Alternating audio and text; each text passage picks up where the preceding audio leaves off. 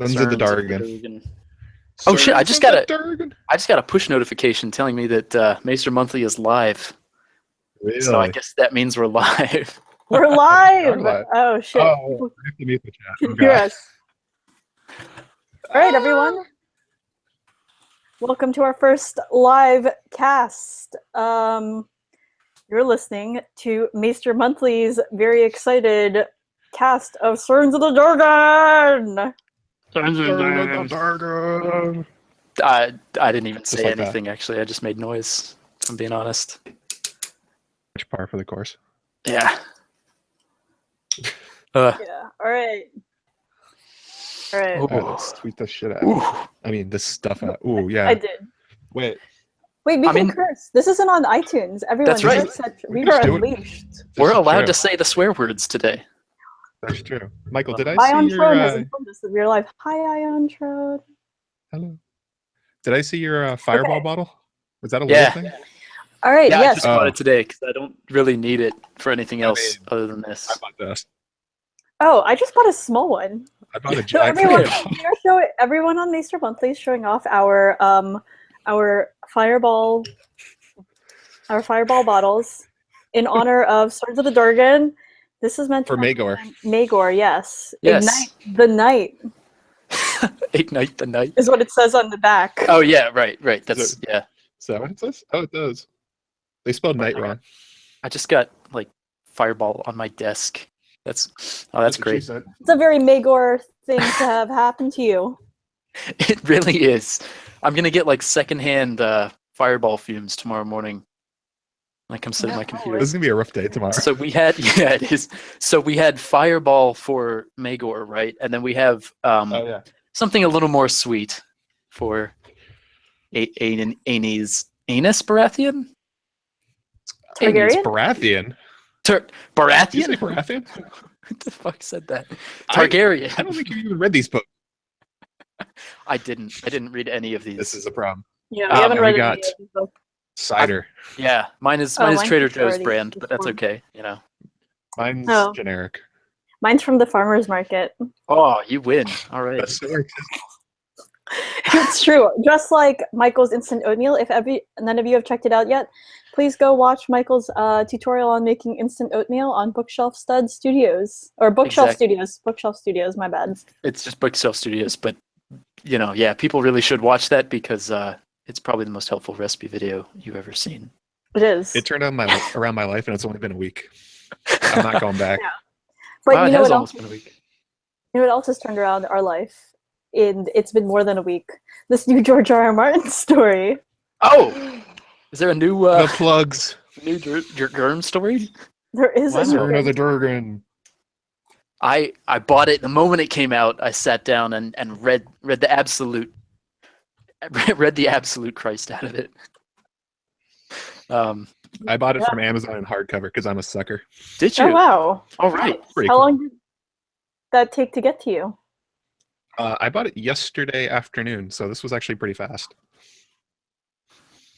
Nice. And That's not bad, tell me about how does the hardcover feel? Well, this is honestly one of the cooler book covers that I've seen from George R. R. Martin. They're normally pretty tame, but this looks like full fantasy. Like I've got Yeah, it really does. wild that's cards true. right over there. Yeah. Hang on, I'm gonna go grab some wild cards. Whoa. Wild cards? Who? Wow. I mean, we all own every single wild cards book, so Yeah. How could anyone doubt? yeah, obviously. We're obviously aces, not I do have a Joke- wild cards book. jokers. Yeah. Oh, yeah, Inside thank straight. you. Inside straight. This was a whopping $2 at a church sale. Amazing. Worth it. Yeah. Amazing. All right. Well, I guess we should take this celebratory shot for this new George yeah. R. R. Martin book. Let's do it. Hang on a second. All right. I gotta show off my shot glass. Wait. Is this enough? It's a For, bear. Mine's Oh. It's a like bear with a shot glass on its mouth. That's pretty sweet. lovely. That's wonderful. I just have a handmade, This is a homemade true artisanal main- mug. I have an So I have an artisanal. IKEA glass. Ooh, I love IKEA's stuff. You made Swedish. your instant oatmeal in that IKEA bowl. I know, because I have the same bowls. Yeah, those are IKEA bowls. Artisanal bowls. All right, you guys ready? Yeah. All right, ready. To To Maegor. Sons of the To the Dragon. 3 heads of the dragon. Hey! No, to Jaehaerys. Bottoms up, I'm guys. Aegon. You're Visenya. Okay. Cinnamon. I'm gonna Yeah, wash that he's- down with more Fireball. Gonna wash that down with my mixed drink. So that was actually like Ooh. maybe a couple shots worth. You guys can't see it, but I'm mixing more down here. Nice. Fireball. All right, let's start off, I guess. I didn't know. So, So much Yeah. time. George R. R. Martin, Sons of the Dragon. Yeah. Oh, Dargon. sorry, I dropped my tablet, which is what I read Sons of the Dargon on this morning. Nice. I thought you were yesterday. I thought we were talking about this yesterday. Did it come out yesterday? Oh my god. Yeah, you're right. You're right. All the days just blend Isn't it? into one. Yeah. When you're thinking about Sons of the Well, you're Dragon, Book of Swords. time just it flies by. It's true. I read it in all of about a half hour. It was an amazing half hour earlier tonight. So have you guys read the other novellas? I think is the good place to start. Have you read the one in Dangerous Women and the one in Rogues? Yes. I've only read Duncan Egg. Okay. So this Are was you your really? first. Yeah. Mhm. Wow. This was your first taste of Maester Gildane. Archmaester Gildane. Is that who wrote it? It was Yeah. like unsigned, wasn't it? I mean, yeah, there was no byline. According to a report from Yolkboy a few years ago on the Westeros forums, when George R. R. Martin read Sons of the Dragon aloud, I guess he did announce that it was written by Archmaester Gildane, because that was like in the notes. I see. Okay. I mean, I'm betting it's the say like Fire and Blood is pretty much all Gildane, I think. And so, assuming this is basically an excerpt from Fire and Blood, I guess at this point, George just that assumes we makes all sense. know that it's Gildane. I don't know. If I remember right, the other novellas do have notes at the beginning. Let me grab my They copy. do, and that's why, like, for a brief moment, I was like, which of the fake maesters, in fact, wrote this? And I don't think there's a byline or anything in like Duncan Egg, because like the Aswath novels, it's taking place from the perspective of the character Dunk. Right, those are straight novels, as opposed to like The Princess and the Queen actually has this byline at the top that says, as recorded by Archmaester Gildane or whatever. Let me check this out. I'm looking at my copy right here, buddy. I'll go toe to toe I'm with you. talking about the Book of Swords. Yeah. Book of Swords. Book of Swords. There's so many swords in this For book. you, so Michael, with the exception of the Book of Swords, do you own all of the hard copies of the anthologies? No, I don't have Rogues. I just have that on like an ebook. And I actually have Dangerous Women as an ebook as well, so that I could read Targaryen histories at work. Don't tell my. Yeah, I have them both on ebook, bosses. so that I could read them like on my commute and stuff. Yeah, exactly. Now I have Dangerous Women. I didn't feel like buying Rogues, and I still kind of don't feel like buying Book of Swords. So I mean, maybe it looks pretty cool. I'll let people get them for me for Christmas or whatever. It's not a. That's my plan. Not a must. My Christmas list this year is going to be all hardcover anthologies. Yeah. I mean, actually, he is going to put the signed ones up on the Jean Cocteau website, I think. So, if you're out there, listeners, you could buy me a Christmas gift. We're not buying you anything. Yeah, no one's allowed to buy me things. There was that time that I had the idea of us doing Secret Santa, and we were going to call it Secret Sansa, aka Elaine, and that never happened. I think all we had this a done for thing? that was the name, though. There was no. It was just the name, Secret Sansa. No concept, This no is organization. before I joined the Citadel? Yeah, it never actually happened. That might have been That could be why you don't remember it. Actually, I Fair think this enough. might be my 2-year anniversary today of becoming a moderator, Song of Ice and Fire. So, Boo. shots to that, guys. Boo. Are we actually taking another shot? No, I'm just No. having a sip of my mixed Oh, drink. I don't know. I was ready. Yeah. Yeah. Okay, so we should talk about Book of Swords. Okay, back to Book of Swords. Because I looked through it. It's not attributed to anybody but George R. R. Martin. There's like a 3-page foreword detailing how great he is, and then that's it. yes, And those anthologies where it does that for every author too. Yeah. So I did think that was interesting though, because like I know that people have been saying that there are inconsistencies between some of the information presented in the World of Ice and Fire and like the information presented in Sons of the Dargon, and let's just have it now to say Dargon. I was like, ooh, dragon. Anyways, Sons of the Dargon, and like for me, that's reconciled by the in-universe explanation of like how the known world maps are actually supposed to be, according to George R. R. Martin, not factual. And just, if we take the idea that Fire and Blood is written by a different author than The World of Ice and Fire, then to me that reconciles the inconsistencies. Like, not everyone always had access to the same information, or like had different stuff, and things would get updated. So yeah, right.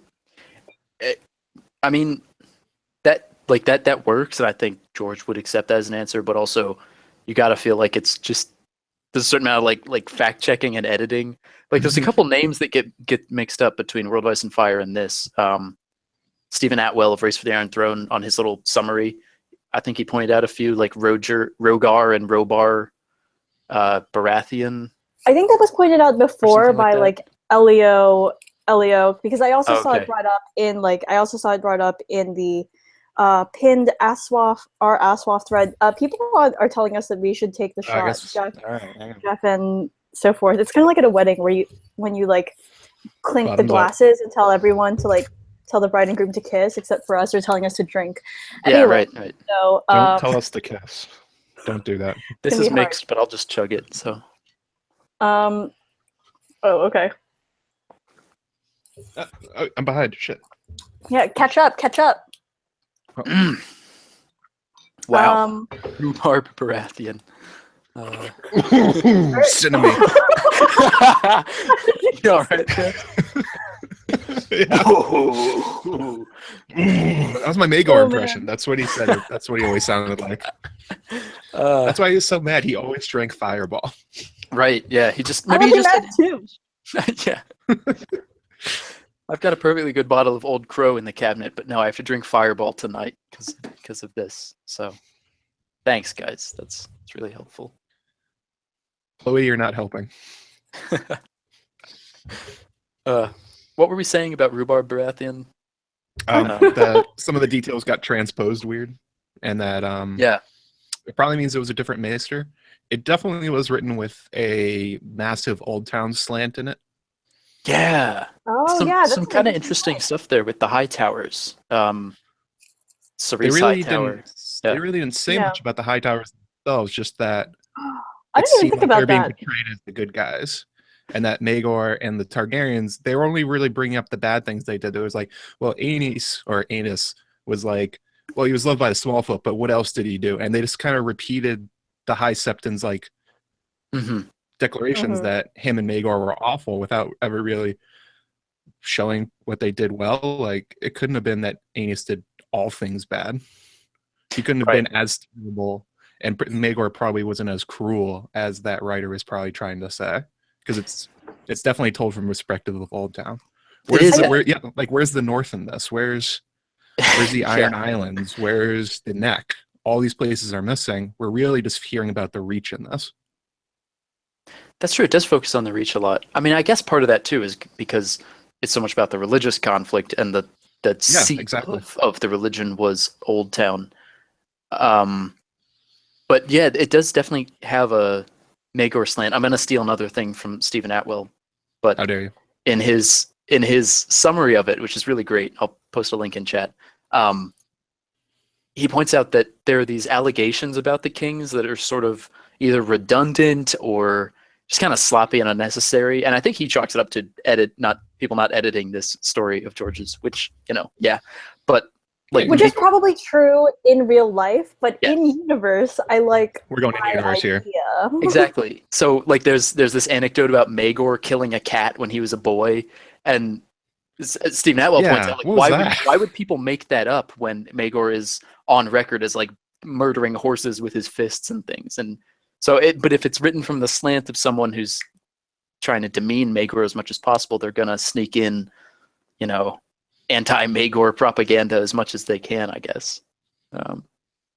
That's one explanation. There's also something, there was something also very interesting early on that I noticed when Aegon was still alive, while this was being told.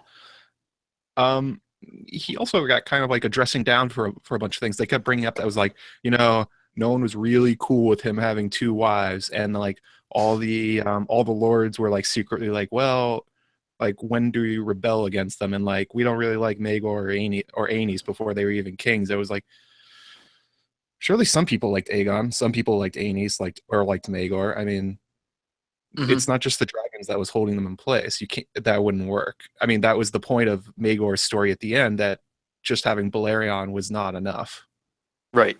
Dragons alone aren't gonna hold the 7 kingdoms for you. But that was kind of like washed over, which again makes me think it was a maester who was very friendly to Old Town telling it. Yeah.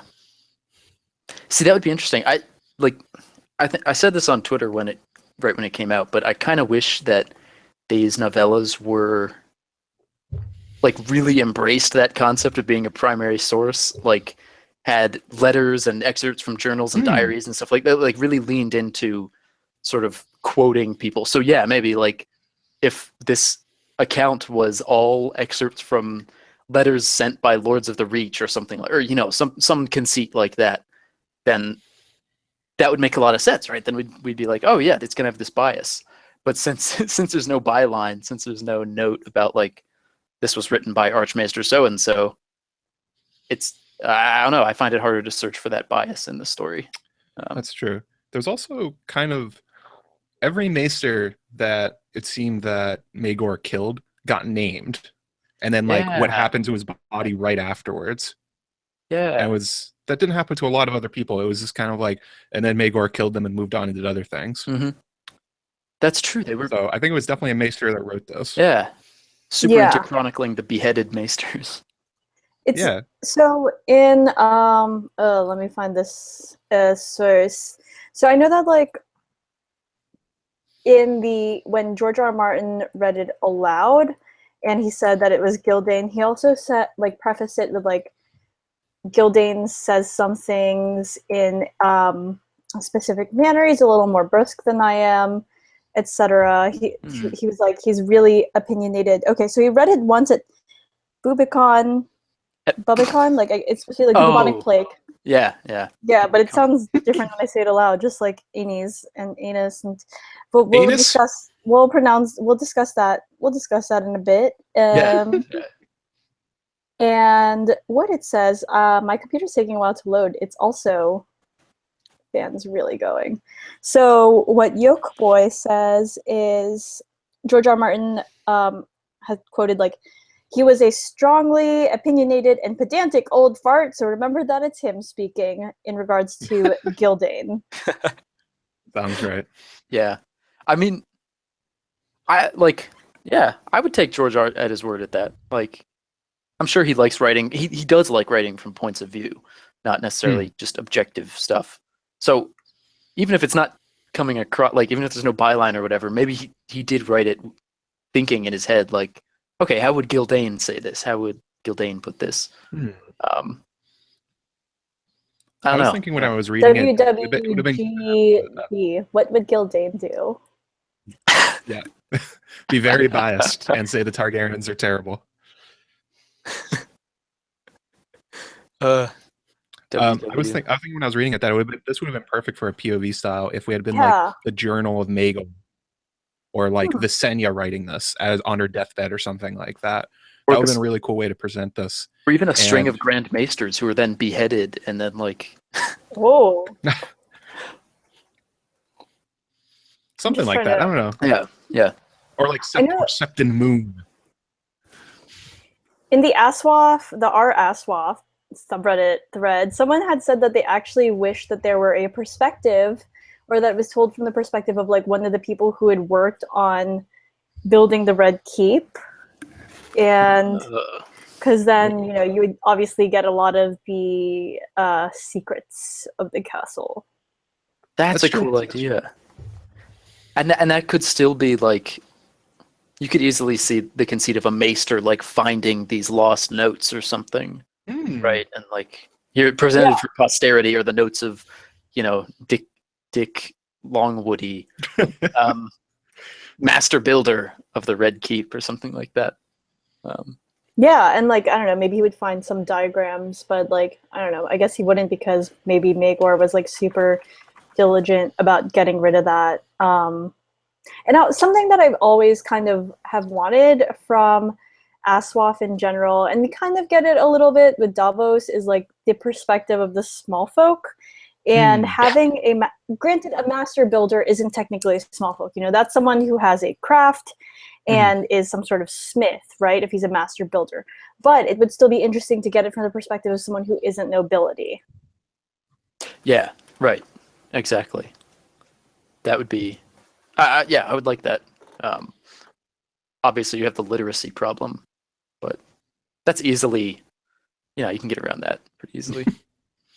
Yes, there's a literacy problem, but like, it's entirely possible that I guess a master builder would be literate. But I don't know. That's true. Yeah, it's actually a little different. I think literacy is a little different during a time when there aren't printed books, so maybe not. Are you saying you're proposing a literate stonemason? I haven't heard of many of those. Got him. Reference. Wow, crushed it just like Tywin at Harrenhal. Got him. Firing off these references here. Yeah. Amazing. I think my favorite... Well, I had a couple favorite names from this story, but one of them is definitely Jeffrey Doggett or the Red Dog of the Hills. Like, can you just imagine like a TV series based on Jeffrey Doggett, the Red Dog? Like, yes. That sounds fun, I think that sounds fun. Yeah, that kind of sounds like the title character of a Rockstar game. Jeffrey Doggett. Yeah, it does. Like the new Red Dead Redemption character, Jeff. Just the Doggett. The Red you said Dog. Rockstar game. Red Dog Redemption. Yeah, and I was thinking like Rock Band. What? Oh, yeah. That works too. Oh, that would also be interesting. Ooh.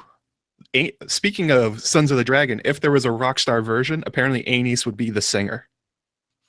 That's that was right. so weird that it that's right. He's a good singer. He's an excellent singer. And he was like super into history and learning about the occult, and like surprisingly seems like a really nice dude. He seems a lot like, in some ways, Rhaegar, now that I think about it. Yeah, exactly. Yeah. That's the path Rhaegar was on before he went all Maegor. But it seems like, I guess Rhaegar obviously had read the histories, and so he was like, I feel like I relate a lot to Rhaenys, but I can't... Obviously, that didn't work out for him, so I gotta change my approach and kidnap one of my lord's daughters. Make like Maegor. Kidnap. Yeah. Are you saying that was a kidnapping?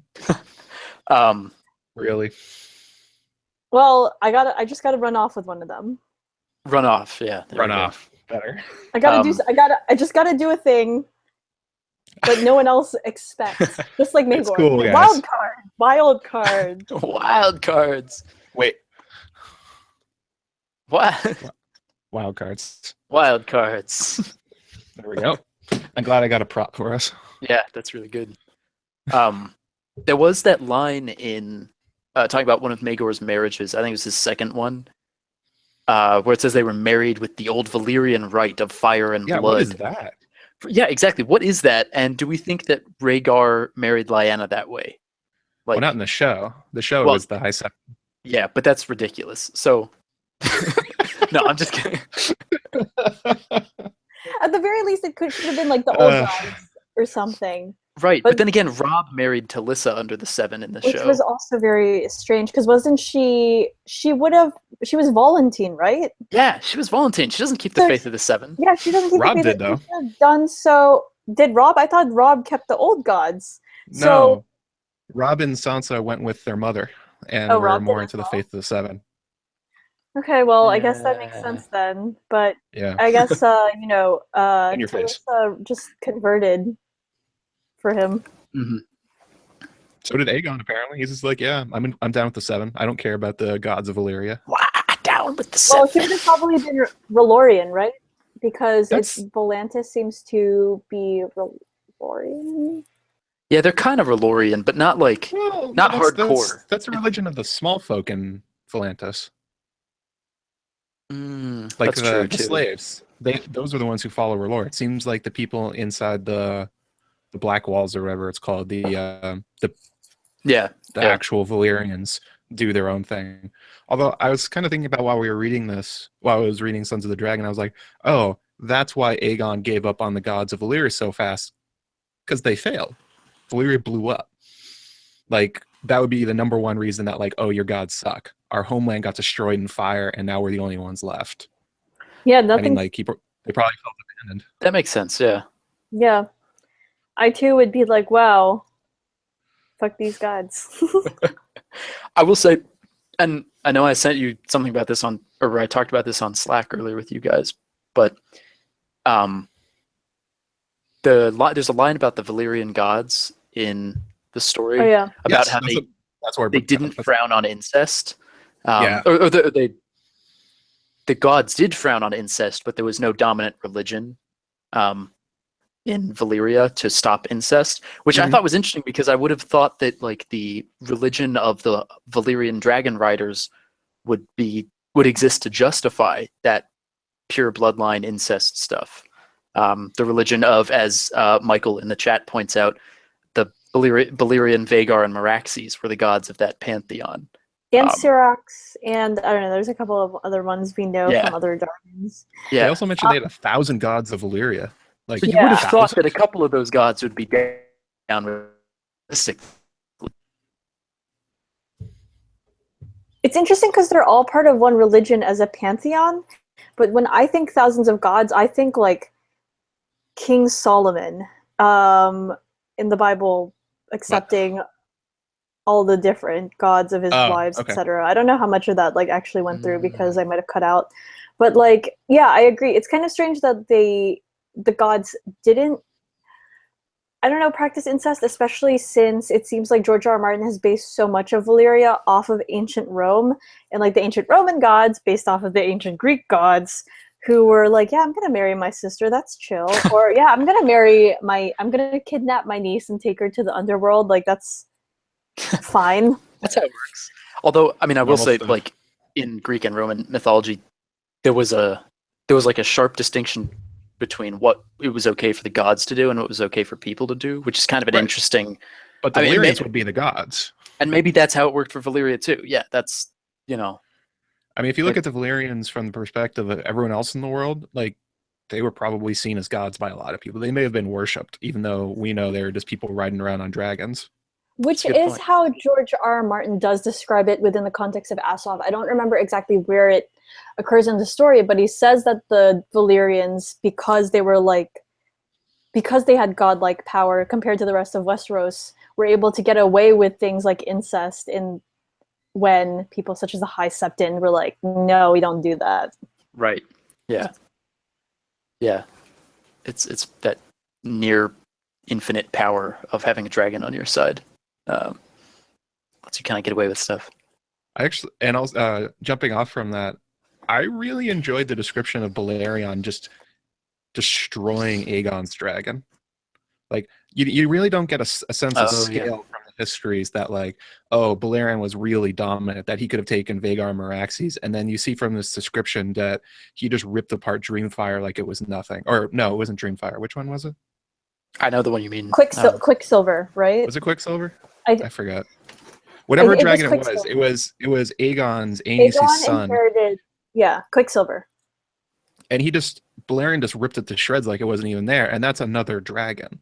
I mean, it really shows that Balerion was beyond impressive, that he was mythical even, and he deserves the hype if he can do that. Yeah. Yeah. And he had Black Flame. I thought that was always like exaggerated, but in this one it was like, no, he definitely had Black Flame, and the colors change based on the dragon. Right. It said something about how Quicksilver or Dreamfire, I can't remember which one, had like bright white puffs of flame that were no match for Balerian's Black Flame. Mm-hmm. Yeah. I mean, I guess that kind of ties in with the show doing. Yeah. Spoiler Apparently alert: it's- undead Viserion having blue fire. You know. What are you doing? Is this spoilers extended? Did we say that? Oh yeah, I tagged this post spoilers extended already. All right, It's cool, okay. man. Don't. Nice job. Yeah. Cheers. Cheers. Yeah, it's and then I don't know, another thing in dragon lore that I thought was interesting is like Visenya said something about how Vagar is old but still formidable, and I was like, does becoming older as a dragon like? What we're taught is that the older they just get bigger and like cooler, Right. but not necessarily that age Mm. slows them down, weakens them, or anything. Though, I mean, that would be the logical thing to happen. But also, I don't know. They're dragons. They're made of magic. They can do whatever the fuck they want. Yeah, and like you have. I mean, I guess this is kind of apocryphal. I'm not a biologist. I don't know how true this is, but like You're not a biologist? alligators and crocodiles and stuff supposedly could just keep growing if they're fed enough, that kind of thing. And they get older and they get mostly meaner as opposed to like Wiser? They get wiser for sure, yeah. And that's actually Like a that, thing too. in Memory, Sorrow, and Thorn by Tad Williams. There's this giant crocodile that's like ancient and super, mean and cranky, but it's not decrepit necessarily, I think. I might be remembering it wrong. But anyway, yeah, I was surprised by that as well. Yeah, Visenya's like, Vagar is kind of getting old, but she can still do stuff. I was like, she's not actually that old, is she? Like, Vagar was only like point or something like that. I don't know. Yeah. Yeah, what defines Maybe. old for And a then- dragon? Yeah, she's like, it was like Vagar's still, but she could, maybe she was like talking about herself in a way, but it was like, did they really age? I don't know. It was kind of weird. Yeah. No, I agree. Visenya, I thought was extremely compelling in this story. I wanted to hear way more about her. Yeah, there should be more. There should be more Visenya. She was super interesting. Yeah. Just her character constantly progresses through the background, I think. Like she's the real main character almost. Yeah, that's true. It seems like it. Because like Rhaenys is kind of the same person for most of the story and then he dies. And then Maegor just keeps being more of the same Maegor until he dies. Until But he gets Visenya, I think, like develops and she becomes more bitter about some things and more ruthless about making sure her son is on the throne and all that kind of stuff. It's it's interesting. Did you notice that Maegor's rule fell apart after Visenya died? That's probably not an accident. That's a good point. I didn't think about that, but yeah, probably. I mean, she was holding a lot of the realm together. It seems like she was putting down even some rebellions during the time of Rhaenys, and was like, "Oh my god, my nephew has no idea what he's doing." But she did anyway. She's like, for the Targaryens, for Aegon, I'll go do this. Yeah, Yeah, for do the it for watch. Oh, For the dragon. 3 heads of the dragon. That's us, buddy. That's what they're like. so I want to know if That's what us? you're. Oh my god. Oh yeah, I'm Aegon. Y'all are, I think. We're your sister Ooh, wives. good question. You're my Which of sister me and wives. Michael is Visenya and Which one? Rhaenys? I don't know. You tell me. You tell me, guys. No. You called Aegon. This is your decision. I mean, go ahead. No. You started. I feel like I'm Rhaenys and Matt is Visenya. I'm just gonna say it. I'm gonna say it. I know we were thinking it.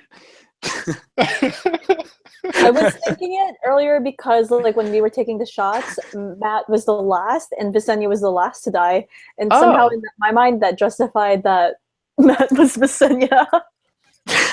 Also, I'm just going to say this for the chat. I'm significantly taller than Michael. I could beat the shit out of him, so I'm definitely You are Visenya. taller than Michael. That's true, actually. You are much shockingly taller than me. Yeah, These I'm you are. actually two are sitting on itty-bitty. several phone books right now. I'm 4 foot tall in real life. We were in that bar in Washington. I was like, why are these people so short? Yeah, it's true actually. They're really short. I could put my arms on their heads. Hold on, we need to do an MS Paint of like our faces on one of those pictures of Aegon and his wives from the World of Ice and Fire. Oh yeah, we should. Oh my god. Okay. But back to Serns of the Dargon. So, someone on the Westeros forums, whose name is actually her username is Visenya Targaryen, Okay. And they said, "Oh man, I was really excited about this book because I wanted to know more about Visenya, but this made me quite sad. When I first read about her being passionate, a seductress, a warrior, etc., I immediately liked her. But it seems to me that Gurm wanted her to be the evil sister trademark, or the female version of Tywin or Stannis. Her character seemed quite unpleasant, while all the good traits went to the good sister, aka Rhaenys. So I was hoping to read good things about Visenya and the Sons of the Dargon, but that doesn't seem to be the case. Either way, I can't wait to read this book, even though I have no idea when it's going to be released in my country. Whatever. Anyways, do you feel that? So we were talking about how Visenya seems to be like the real star of the story. Do you feel that she is portrayed as the evil sister? I think she was, just because it was Gildan.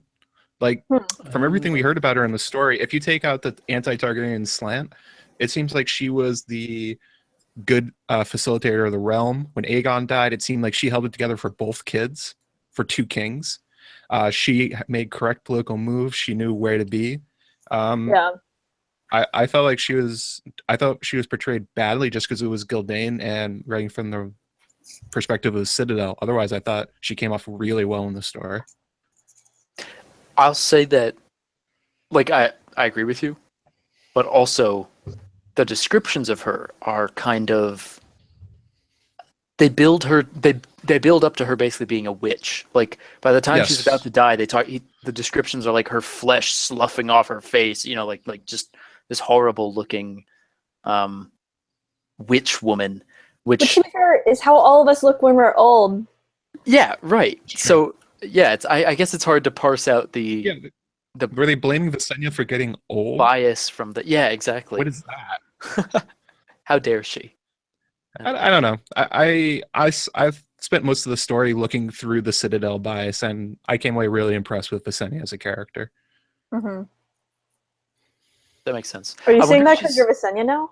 Yeah. I mean, my tagline does say Visenya. Oh yeah. So I'm just like saying, are you?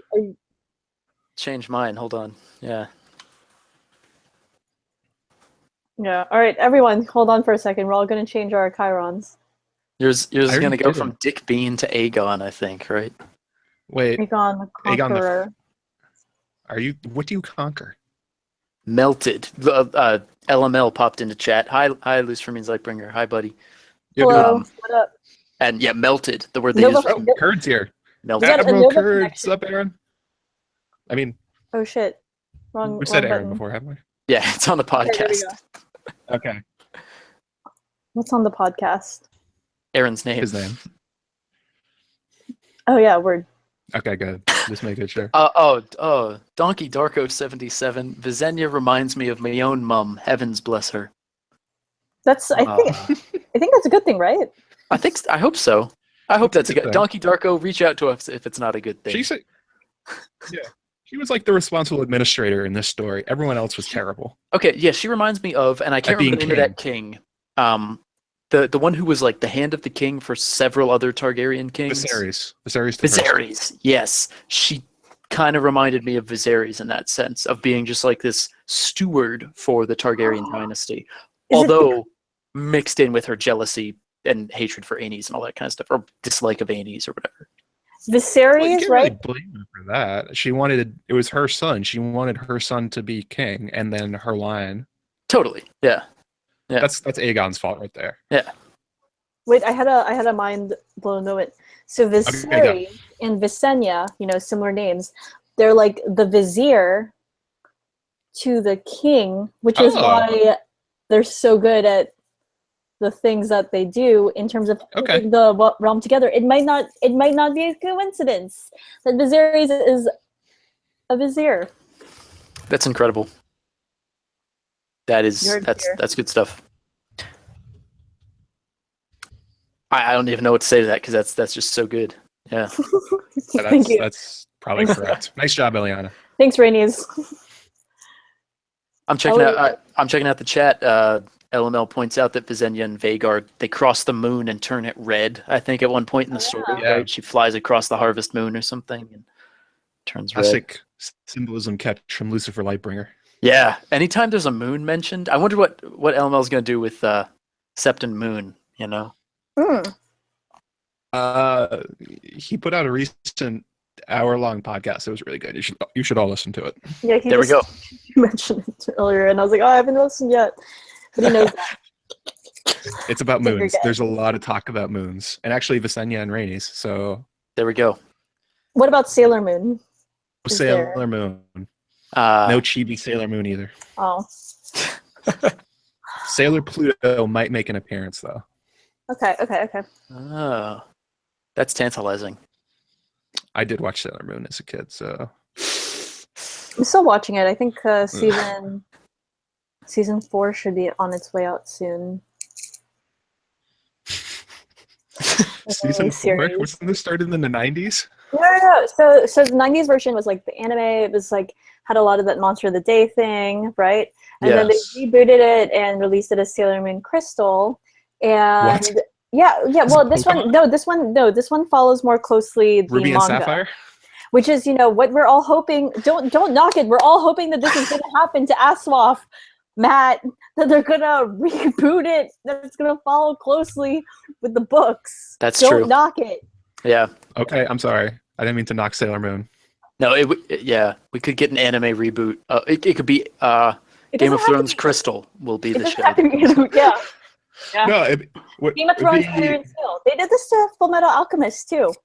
Yes, they did. Yeah, that's right. Yeah. FMA Brotherhood. Yeah. That's Mhm. true. Would it be This is Game of amazing. Thrones Obsidian? Ugh. Probably just A Song of Ice and Fire. Oh yeah. Oh boy. I hope so.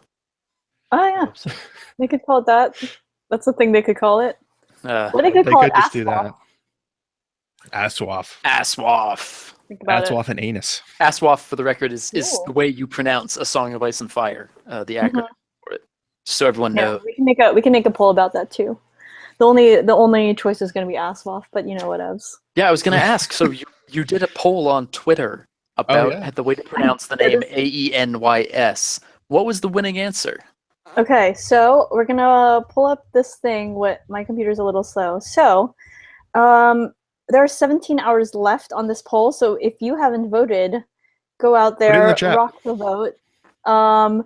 And currently there are 668 votes, and the winning vote at the moment is knees. I disagree with that entirely. Whoa. But I've heard a couple of other suggestions that I didn't think of that were perfectly good to put in there, such as like anise, like the spice, but spelled like anise, which I guess Anise. is more of a Maegor kind of thing to want, but also Anise and Aeneas or Aeneas, however Oh, you yeah. pronounce that. I like Oh, that one. Aeneas? Aeneas of the Oh, Of the- Aeneas. of the Aeneid. Radio Great Roman Westeros sent me a message earlier on Twitter, and they said that it's supposed to sound like Rhaenys, but without the RH. That's how you're supposed to pronounce it, according to Gurm. I like so it's that. supposed to be Anys. Oh, yeah, Rainy. that makes sense. Yeah. Does that need to pronounce the H in Rainy? Rhaenys. Rhaenys. Rhaenys. I do pronounce what was it? I do pronounce Khaleesi as Khaleesi, so That makes sense because in Dothraki, the Actually, it should, yeah. k Yeah. is phonemic as opposed to k. Khaleesi. Like k and h Get some are phlegm going. different phonemes in Dothraki. Yeah. Khaleesi. Michael's a linguist, everyone. Listen to him. I am a linguist, and He's also I a say dragon biologist. it's pronounced. Anys is actually pronounced butthole.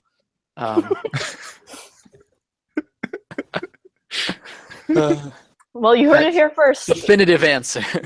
Maester Monthly, we know the things. We know about butts. We know butts. Ifs or buts about that.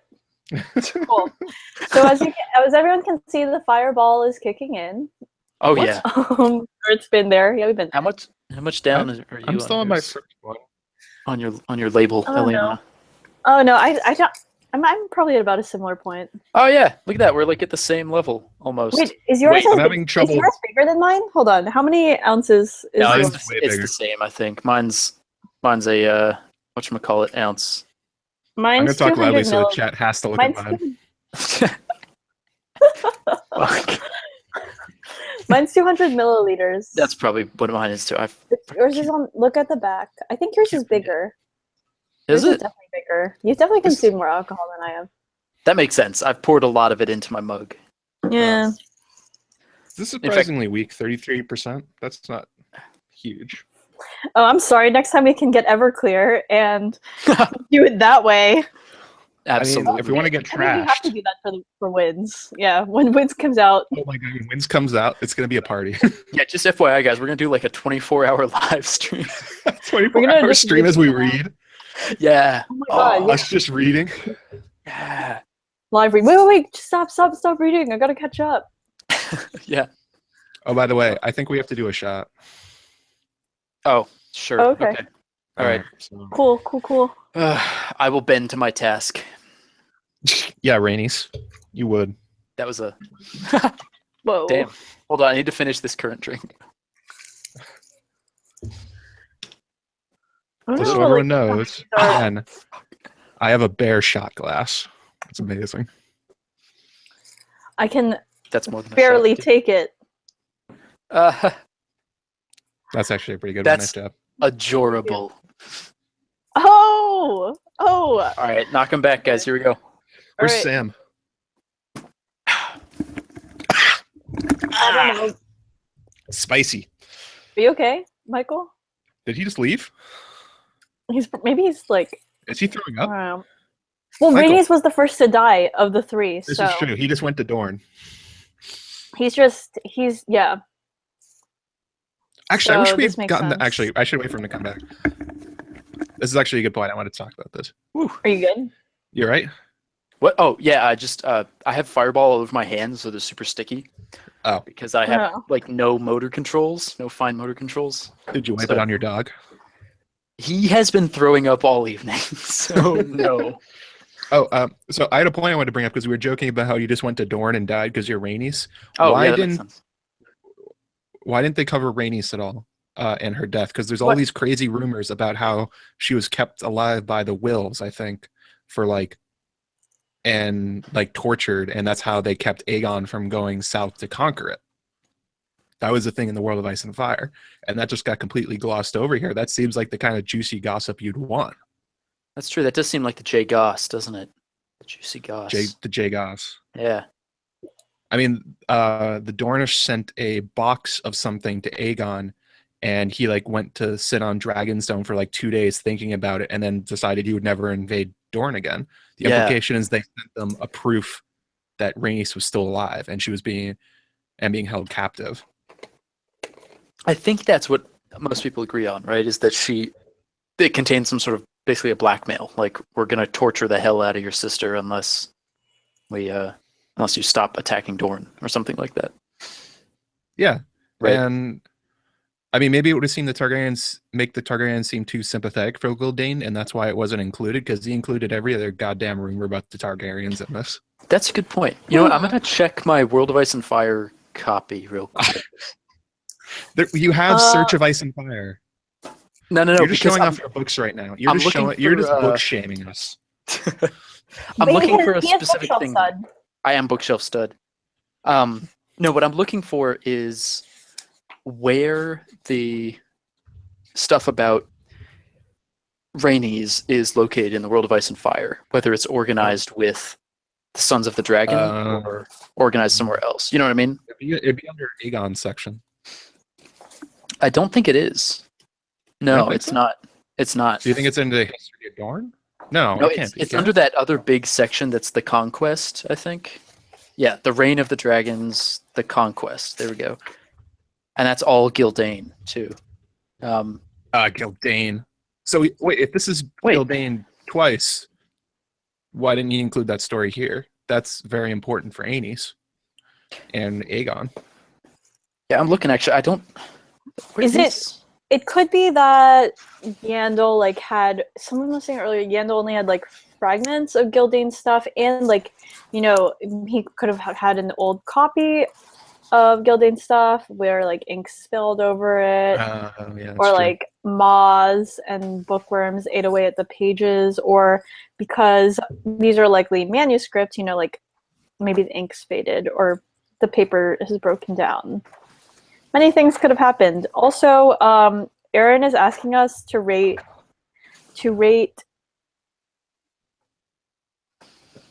What is To what is rate Sons of the Dargon from apples to dingoes. So Ah. I don't like.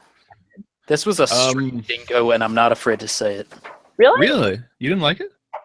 No, okay. I guess it's kind of a coconut, but like, I don't know. Maybe it's just that it's not the Winds of Winter, but it there's a few details that are different from the World of Ice and Fire that are kind of new, but it didn't really give me anything new in terms of the story. Like, it wasn't like, oh, cool, all right. And there certainly wasn't any like cool character conflict of the human heart. That's what really attracts us to Yeah. Aswaf. So, I thought there was. I mean, it was described, but it was like a friend of mine was telling me about this really cool idea for a story they had, and they were describing the bullet points of it. And I can see where the implication for human conflict is, but we don't see it the way we do through Aswaf, I guess. It was a fleshed out outline, and my point of comparison for it is the Princess and the Queen or the Rogue Prince. It's more similar to the Rogue Prince and the Princess and the Queen. Like, at least in the Princess and the Queen, it's not as explicit as with Aswaf, but you can see some of the conflict of the human heart in there. You know, there is some struggle between characters. You're seeing like some of how these people are. Some of the people like are a little complex. You know, like Rhaenyra, she's not really necessarily good, but you see her progression from like delight of the realm to like woman who's been betrayed, etc. You know, between like the Rogue Prince and the Princess and the Queen, and you don't get that in Sons of the Dragon. I disagree. I thought it was there. I felt a lot even in the limited amount of pages, the conflict between or I thought Visenya, especially, like I said earlier, I thought her story in this, even though it was kind of in the background, was really interesting to see her effect on all the other characters through them. And I thought it was especially interesting the relationship between Maegor and his three wives, especially Tiana of the Tower. I had never heard of her before, and I thought the play between her and the other wives was fascinating. I mean, I understand what you guys are saying. This would have been better as a POV. Maybe like just like a journal thing or like letters like we were talking about. That would have been cool too. But I thought the content was pretty good, and I enjoyed reading it. That's fair. Yeah, I got new things out of it, and made it because I'm a filthy casual who hasn't read The World of Ice and Fire to cut the cover. I did put down the cover. Yeah, in your face. But I agree that it was kind of dry and it read like a history book. And if you're not into that, then I concede that boring. But I mean, I'm a Song of Ice and Fire history nut, and I love reading these things and wiki articles. So this was like right up my alley. That's totally fair. Yeah, I wanted the autobiography, you know, or even the ghost written autobiography. But like, I got the Wikipedia article. Or if this is like Jaehaerys writing about the kings before him, that would have been really cool.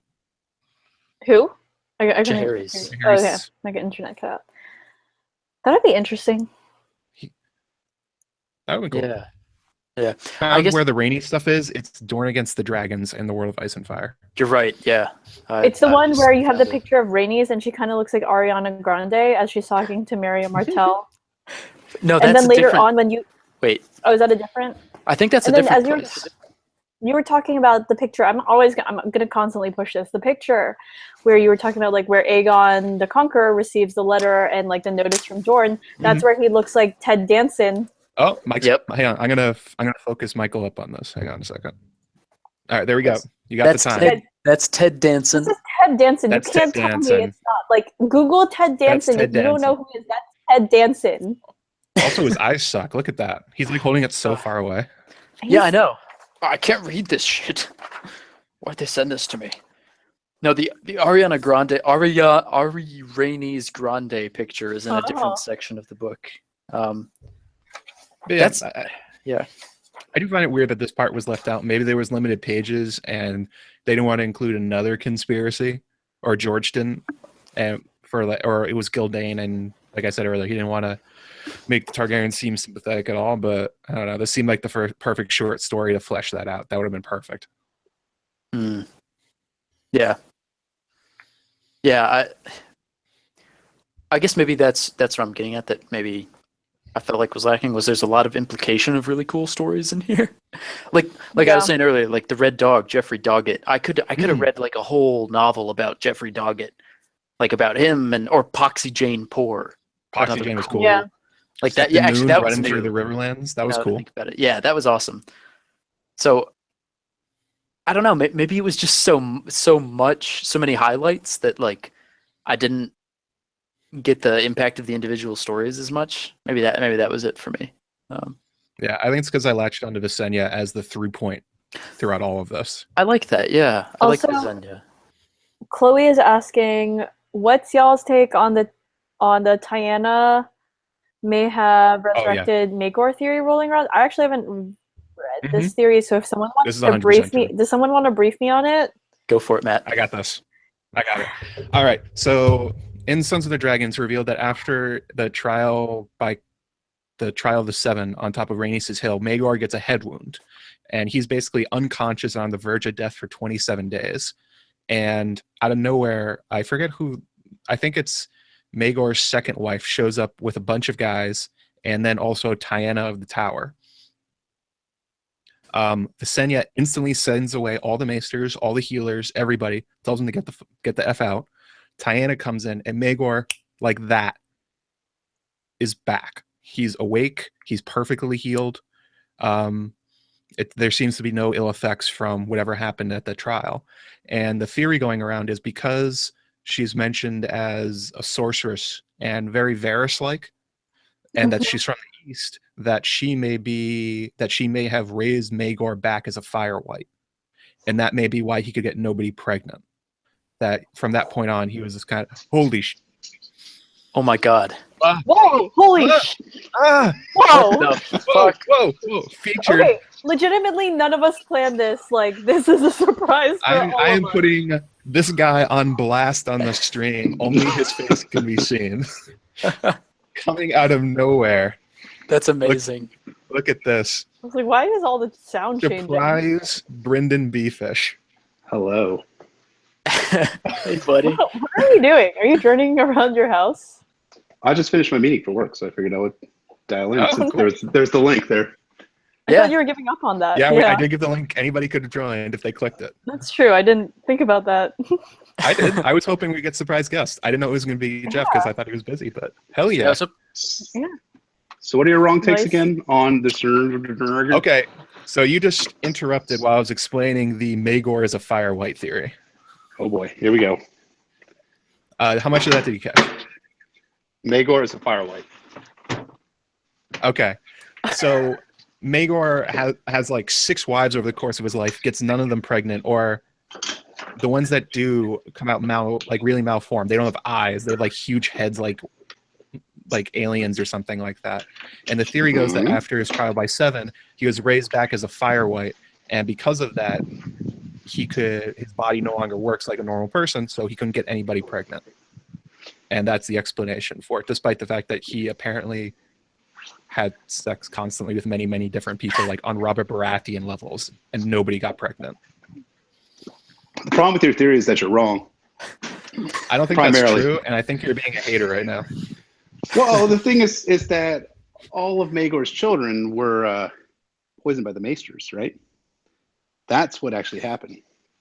That's no, why they all came out to form. Tiana of the Tower admitted to poisoning them. But see, she But admitted that was under torture. No, it was to avoid torture. She was going for death. You remember in A Dance with Dragons, in the Crofters village with Stannis, you know, the guy who kept saying, insulting Richard Horp or whoever the knight was in Stannis' camp in order to get killed? Yeah. I didn't like these chapters. You need to reread the Asha chapters in A Dance with Dragons until None you of like us it. have got even Sons of the read Dragon. these books. None of us have read the books. Why do I need Dance with Dragons when I have Sons of the Dragon and Book of Swords? That's true. Answer me that. I'm making myself an extra drink now that Jeff's here, just for the record. And I mean, literally, I have it. I have the book right here, pal. So I guess it also goes back to the question of like Fireball. what we learned from Gurm earlier this year about Firewhites. Like, so Firewhites don't have blood flow. So it goes back to the question of, could a Firewhite even get the blood flow to flow? Yes, They skin change their own penis into a boner. Whoa.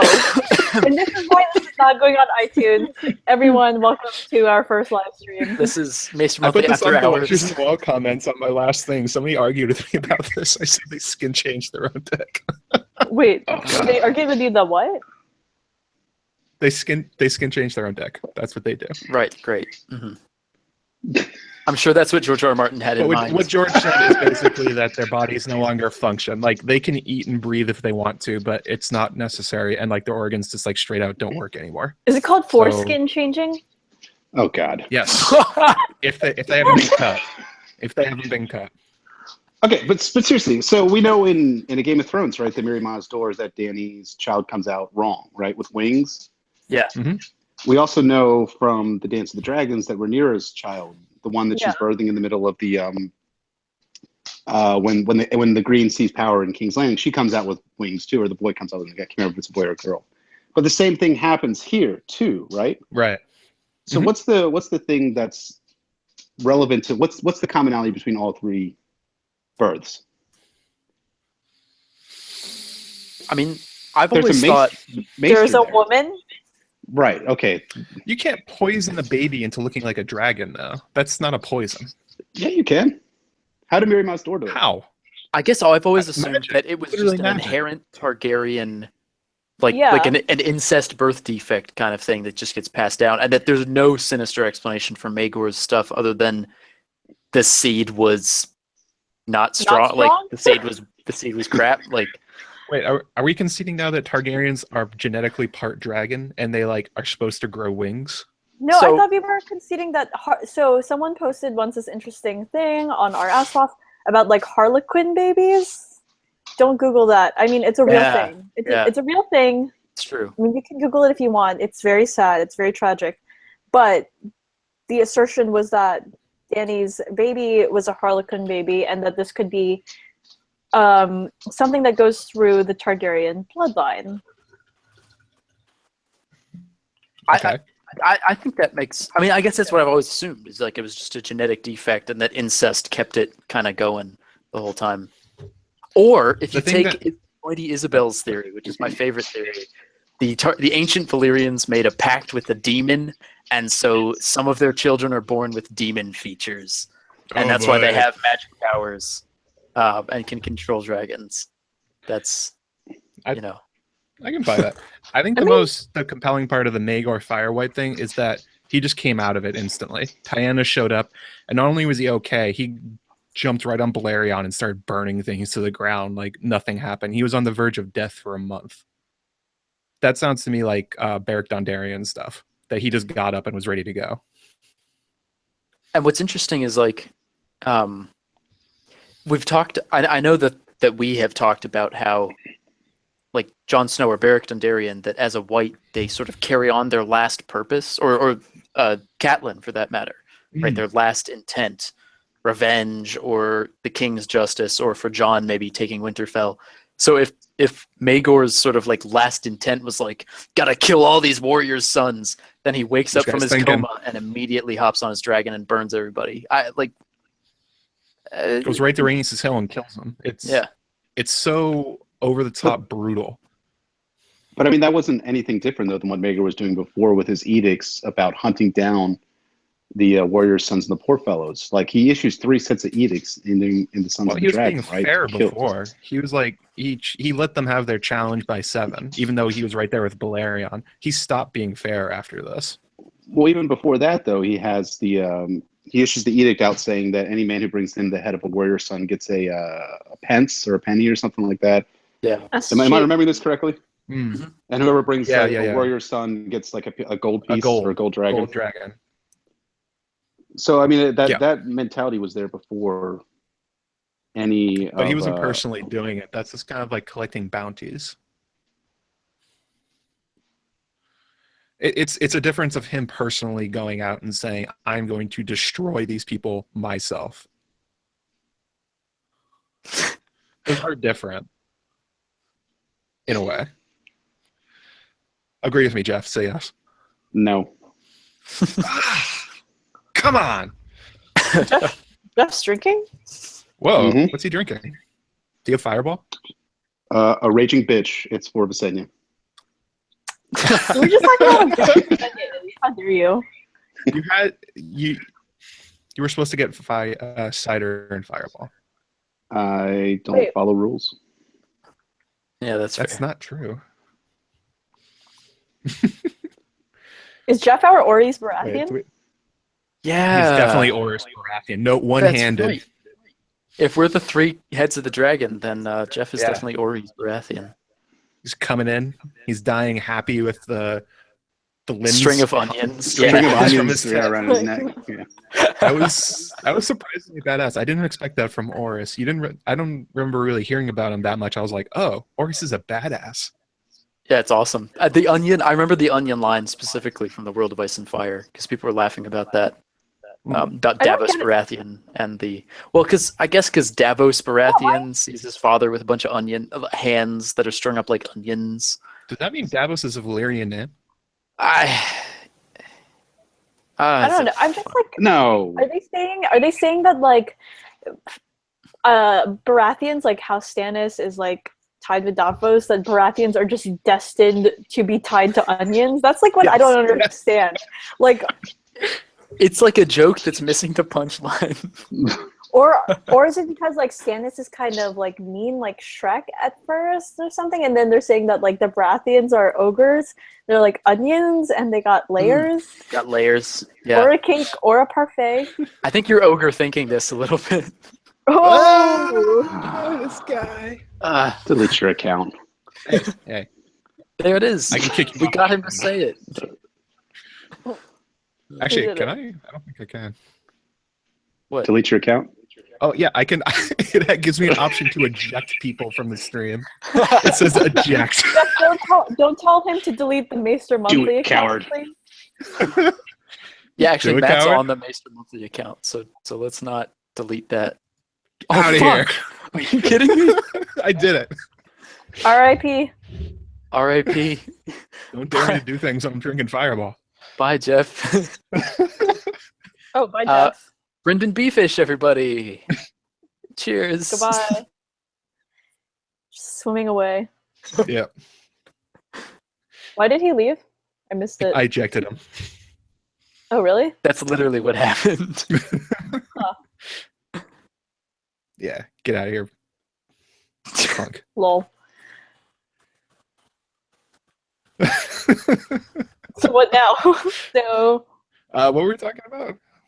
I don't know. Are we talking about Um, Baratheons and onion? Let's bring Jeff back. Yeah, I told him to come back because I Come love back. him. Tell Jeff to come Okay, back. I'll apologize.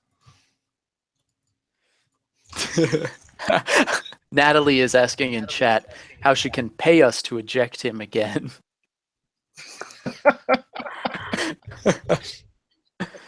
How much will you give us to eject Jeff? Ejeft. Jeff. Ooh, Ejeft. It's too hard to say than the sound. Jeff. Yeah. Yeah, we don't do that. we're in talking about English. Orys. Orys. Yeah, Yeah, Orys that is kind of got shortchanged in the histories.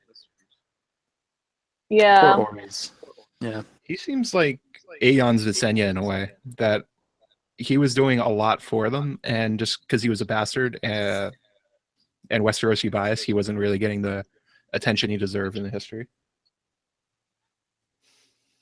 Yeah. He also wasn't ruling the whole country, so there's that too. Yeah. Wait, Jeff's not coming back, is he? I don't know. Maybe, I hope so. Yeah. Oh, you know, I wonder if we can do this. Hold on, let me see if we can. Can you attempt to add people to the call? Hold on, Eliana, I'm getting like a ton of static from. I think it's what's from going you. on there? Yeah. Me? Yes, you. Can you like wiggle your microphone input or your headphone input or something? Is Jeff in the chat? Oh, he's in the chat. Yeah, Jeff's in the Is chat. it He's gone? calling you a usurper. Yeah, you sound fine now. There we go. We apologize. Jeff, don't be like this. You dared me. Holy shit, I've had half of this fireball. Have you? That's a lot of Fireball. It is. That was probably a This is- mistake. This is Yeah, you're gonna regret this surprisingly. tomorrow. This is a good drink. I enjoyed this. I usually just mix bourbon and hot apple cider, and maybe I'll throw in some spices like cloves and cinnamon. That sounds amazing. It's really good. It's probably not as good as Trader Joe's spiced apple cider, though. We do use that sometimes, and I throw do in like more that. spices. Yeah, it's good. Yeah. It's good. But yeah, so Sons of the Dargon. Sons of the Dargon. Sons of the Dargon. I didn't actually give a rating for that. I thought it was a solid banana. I would agree, banana. I liked it, the way Manu described it in our upcoming Maester Monthly episode. That's actually a real Maester Monthly. It's going to happen at some point. It's recorded. Manu described bananas in a way that I greatly agree with. But I think he might actually like bananas more than I do. I don't know that I actually like bananas, but I do eat them. Welcome to Banana Chat After Hours with Maester Monthly. Yeah. I think it's getting a lot more hate than it probably deserves because we're waiting for the Winds of Winter. That's true.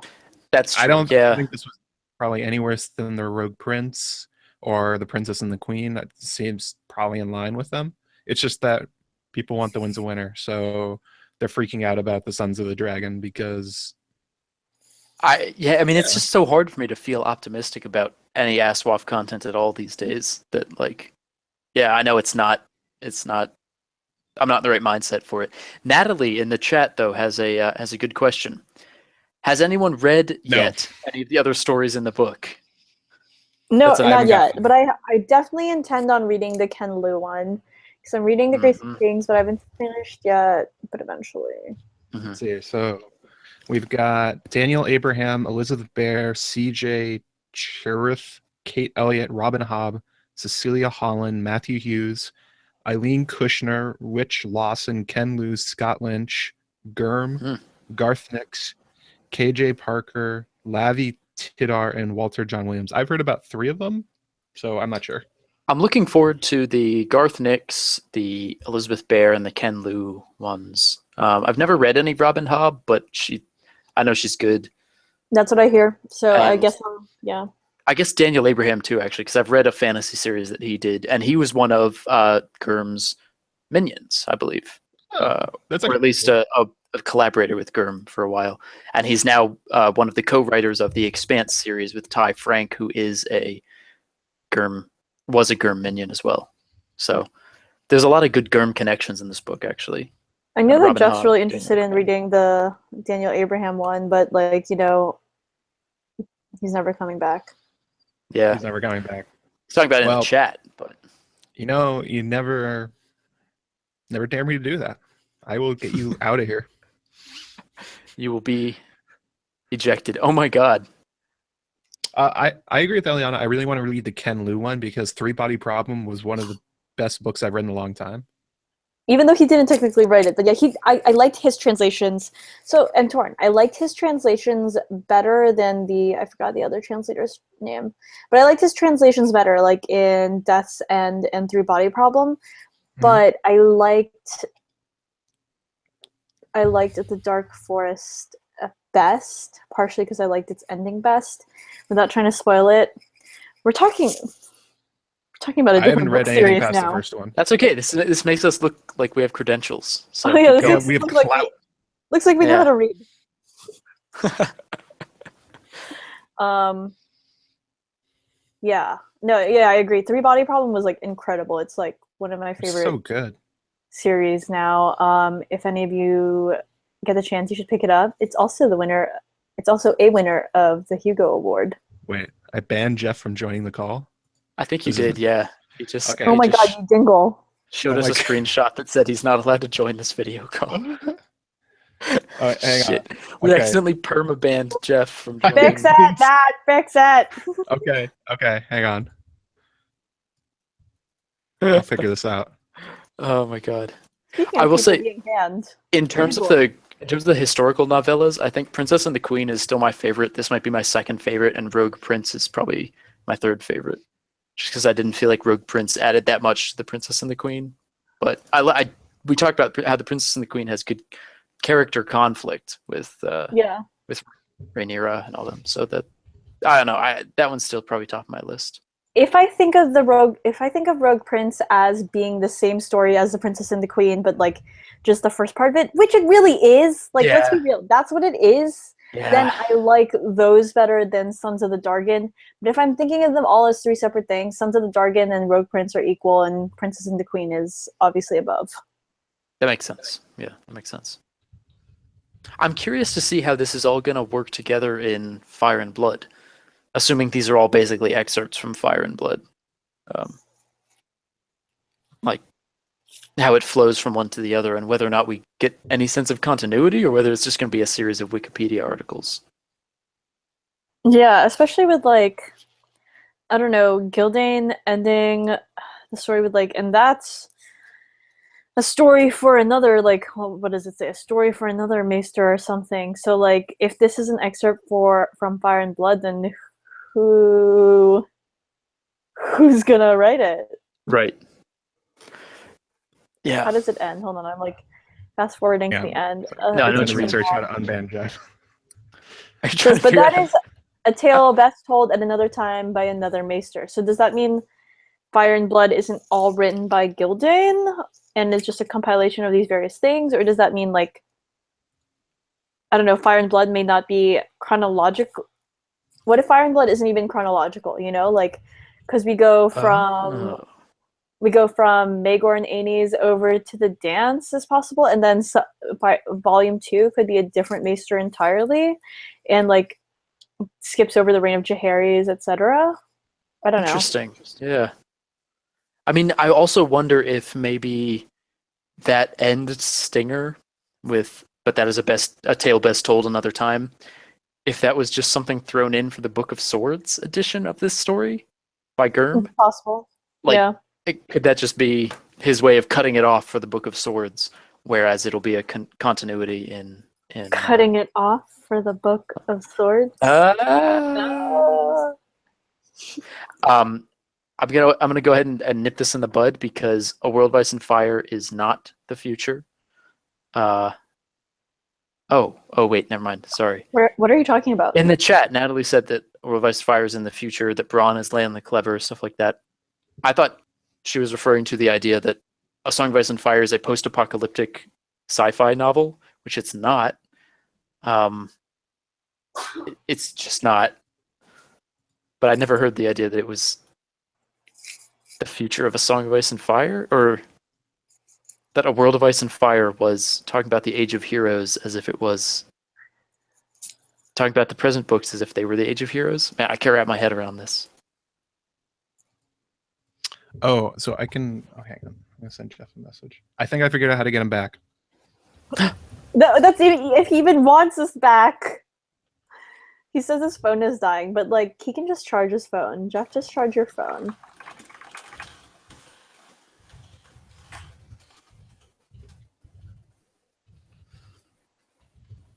Jeff, it's the 21st century. Just plug your telephone in.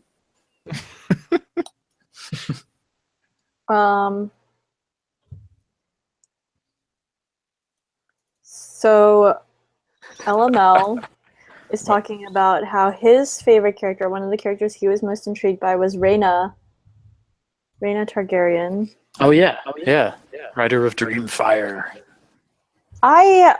Okay. We should have gotten more detail on Rhaena hiding her daughters. We should have gotten more daughters, daughters. We should have gotten more information about Arya and Rael. I think that's right. There's so many Rays. I know. Rays, I don't remember, like, especially Rael's Rhaenyra, so that I don't remember which one. So, like, Arya, which was, like, kind of a stupid name. Especially when she's like, Arya is named the heir, and I'm like, Arya is just a dumb name. Let's be honest. I'm being trolled. Arya is like less than Arya, you know? Yeah. No, I do. Yeah, I don't actually hate the name. Oh wow. Arya, for the record. You're Jeff again. Oh, hey, Jeff. Jeff, are you cool with, like, is he here? Y'all are a bunch of bitches. Do you want? Wait. Jeff, in your thumbnail, do you want your wife's face out there? How do I change it? I don't know. It's all I can see now. How do we? Turn on your camera. I don't think you have another option. Invite me on another account. Hold on. I'll be back. Okay. So this works. I figured out how to unban somebody from Google Hangouts. Nice. There we go. Look, we're learning things every day. This is amazing. Yeah, I really What were like you that talking about? anecdote about her hiding the daughters, but I kind of wish it had gone somewhere. I guess, like, other than just them being found. I was waiting for this sort of like cool secret heir thing, but we know that's not going to happen because we know that history's already, which is too bad. Which kind of sucks because, like, I don't know. I was hoping that she's gonna figure it out. I don't know.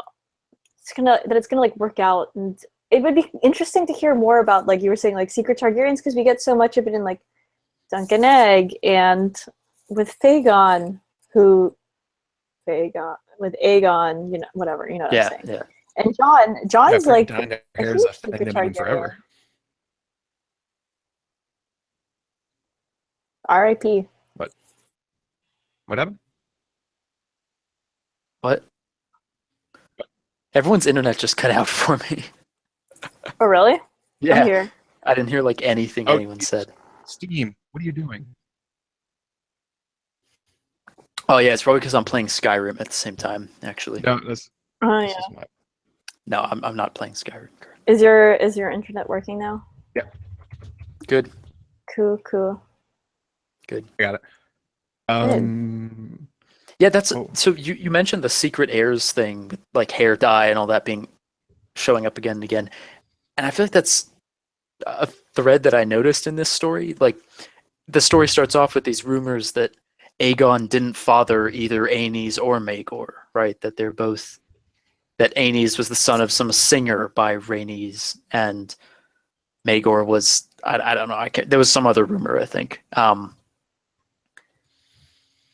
Yeah, in this one they mentioned that they thought that Rhaenys might have been a bastard, right? A Basically. bastard. Yeah. Yeah.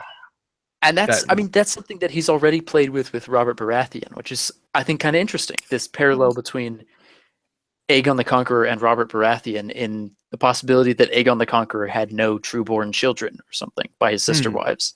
I couldn't decide whether I thought that was kind of just like him retreading the same ground, or a nice parallel that he's drawing between these different rulers where, and it's true historically, there were always doubts, you know, whenever someone could sow doubt about a king's child being a bastard, they would do it because, yeah, exactly, because it gets you more benefit. And like you said earlier, Matt, if it's a high tower kind of old town perspective, of course they're going to sow this idea that Aegon's kids are illegitimate, all that kind of stuff. And especially because Maegor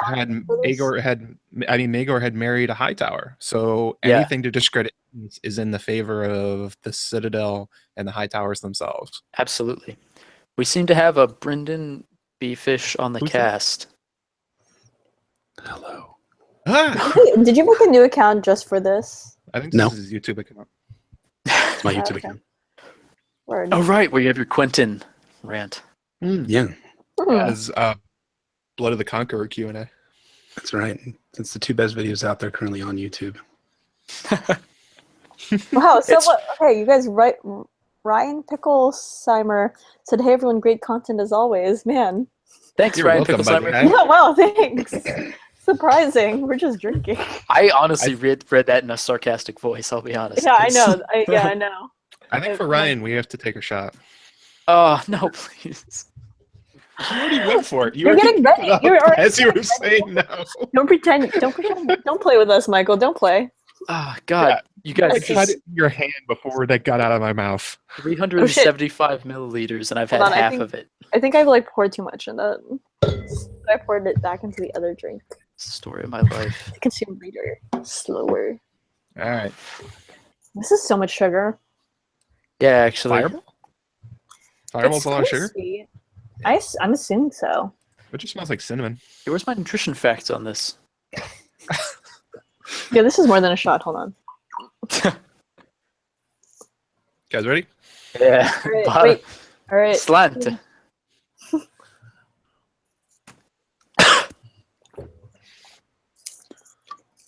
I'm not ashamed. I'll cough immediately after a shot. That might not have been a full shot. I regret my choices. Whatever. That's okay. You're pretty little. It's fine. Whew. Wait, I'm little? Did you say that No, about me? she's little. Oh. I thought you were making Whoa. fun of me because you're my older sister, Visenya. Yeah, whatever, Rhaenys. Go die in Dorne. I feel like Rhaenys Whoa. would be like a shit poster. No. She would be an Instagram like star. That's true, actually. Hmm. Yeah. She'd be posting pictures of her up on her dragon all the time, like playing songs on her harp. Her new outfits, Targ life.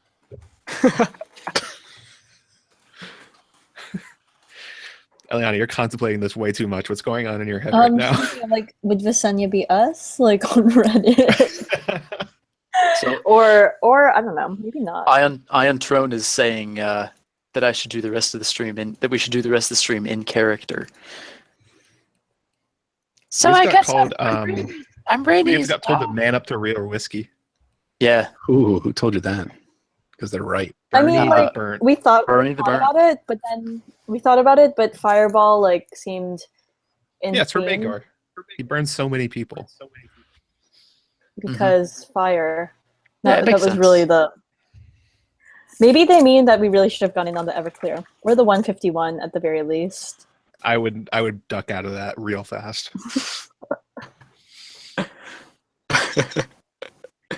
Who would be the best Instagram star from A Song of Ice and Fire? Oh, that's Other Bernadette. than Rhaenys. Come on, Who? we can't do this question because that's going to be my next Moon Boys Motley Monday thread.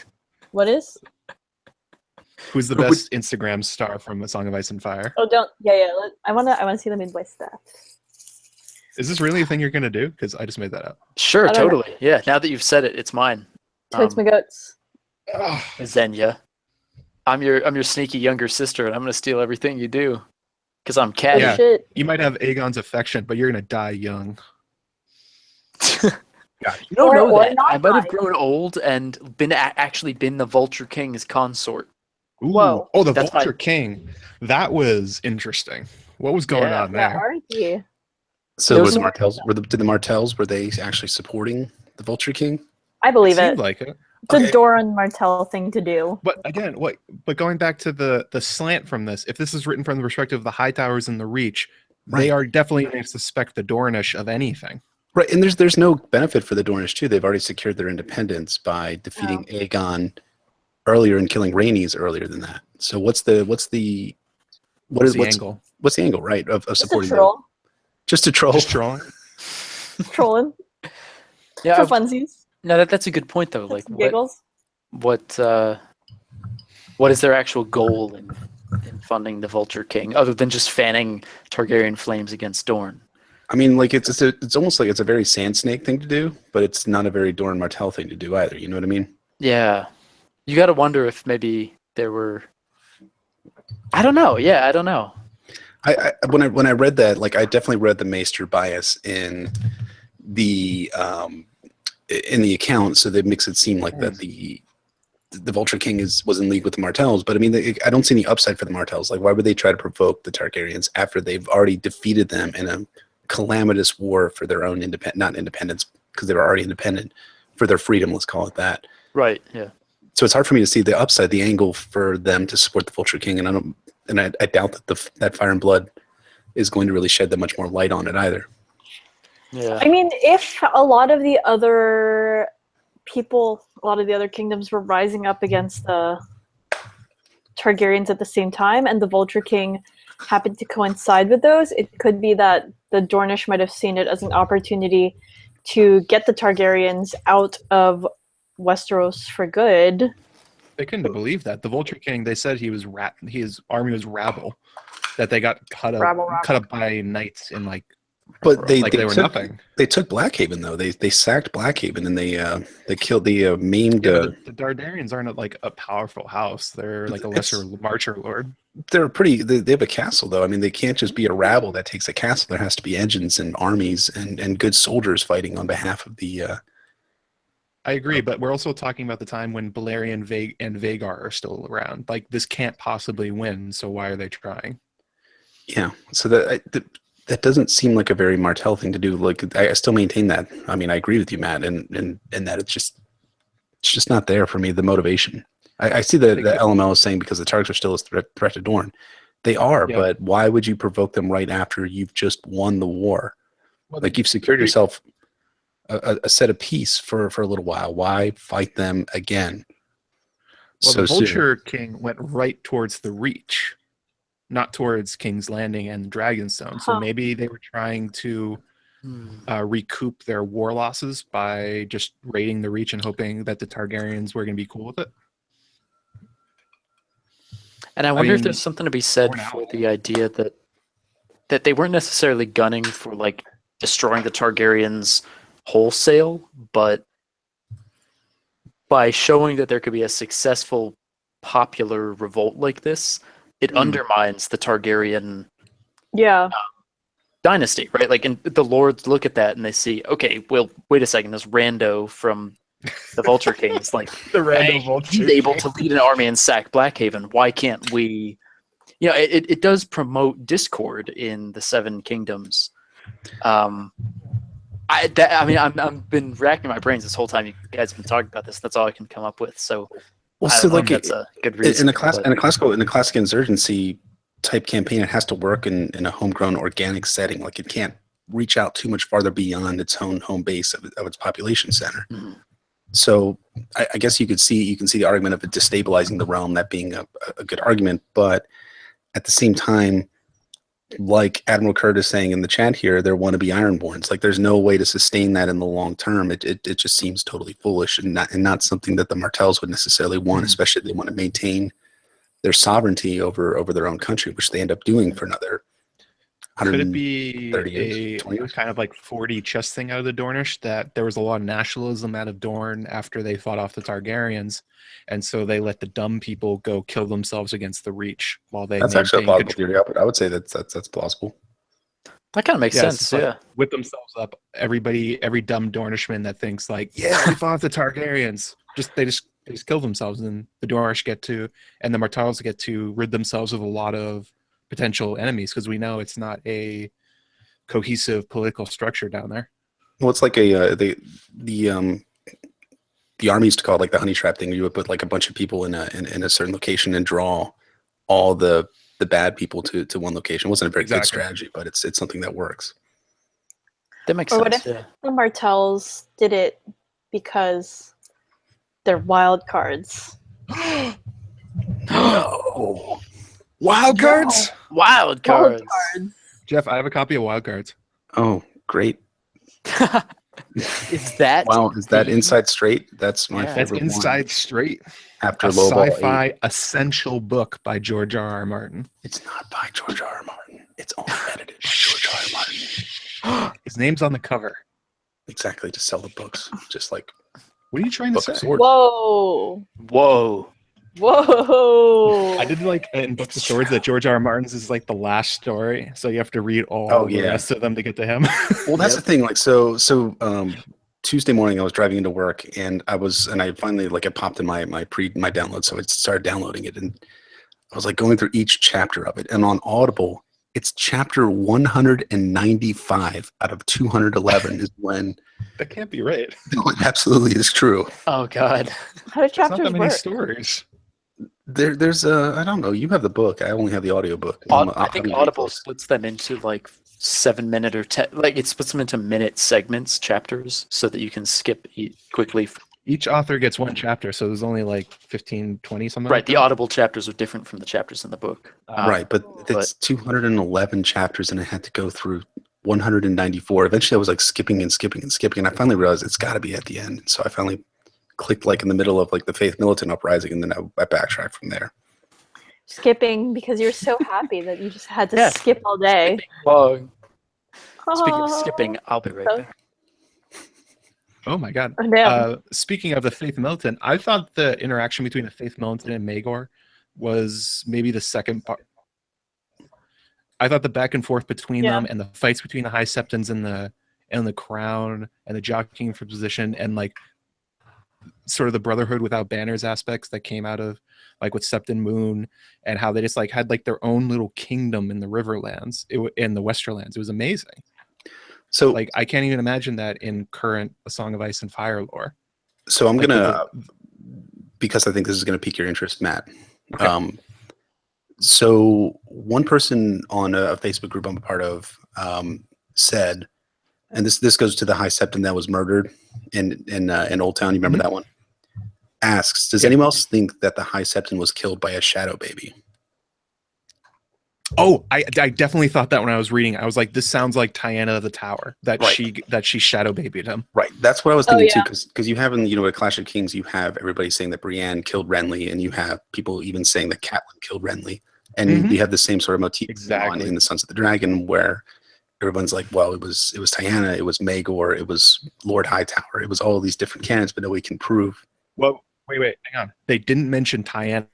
Oh, she was the one person that was not mentioned as a suspect in that list. Like, they left her out, the witch. Yeah, Wait, later. And interestingly too, they never mentioned Melisandre as a candidate who killed Renly, or who killed Sir Cordy Penrose in the Clash of Kings either, even though she's the proximate person who did it. I think that's exactly right. I think she was the Melisandre of this story. Had a Shadowbinder and maybe able to bring Maegor back from the dead.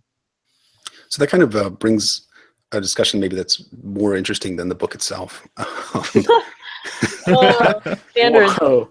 But I mean, what not wrong. What stuff in this book do you see as foreshadowing or perhaps providing foundation for The Winds of Winter or A Dream of Spring?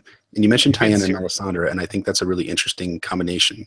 And I agree with it. And I wonder if that's intentional and whether we're seeing some insight as to what Melisandre's ultimate fate is going to be in the books themselves, in Tyanna's fate, when Tyanna is proved to be a sorceress who quote unquote kills Maegor's children or poisons Maegor's unborn children.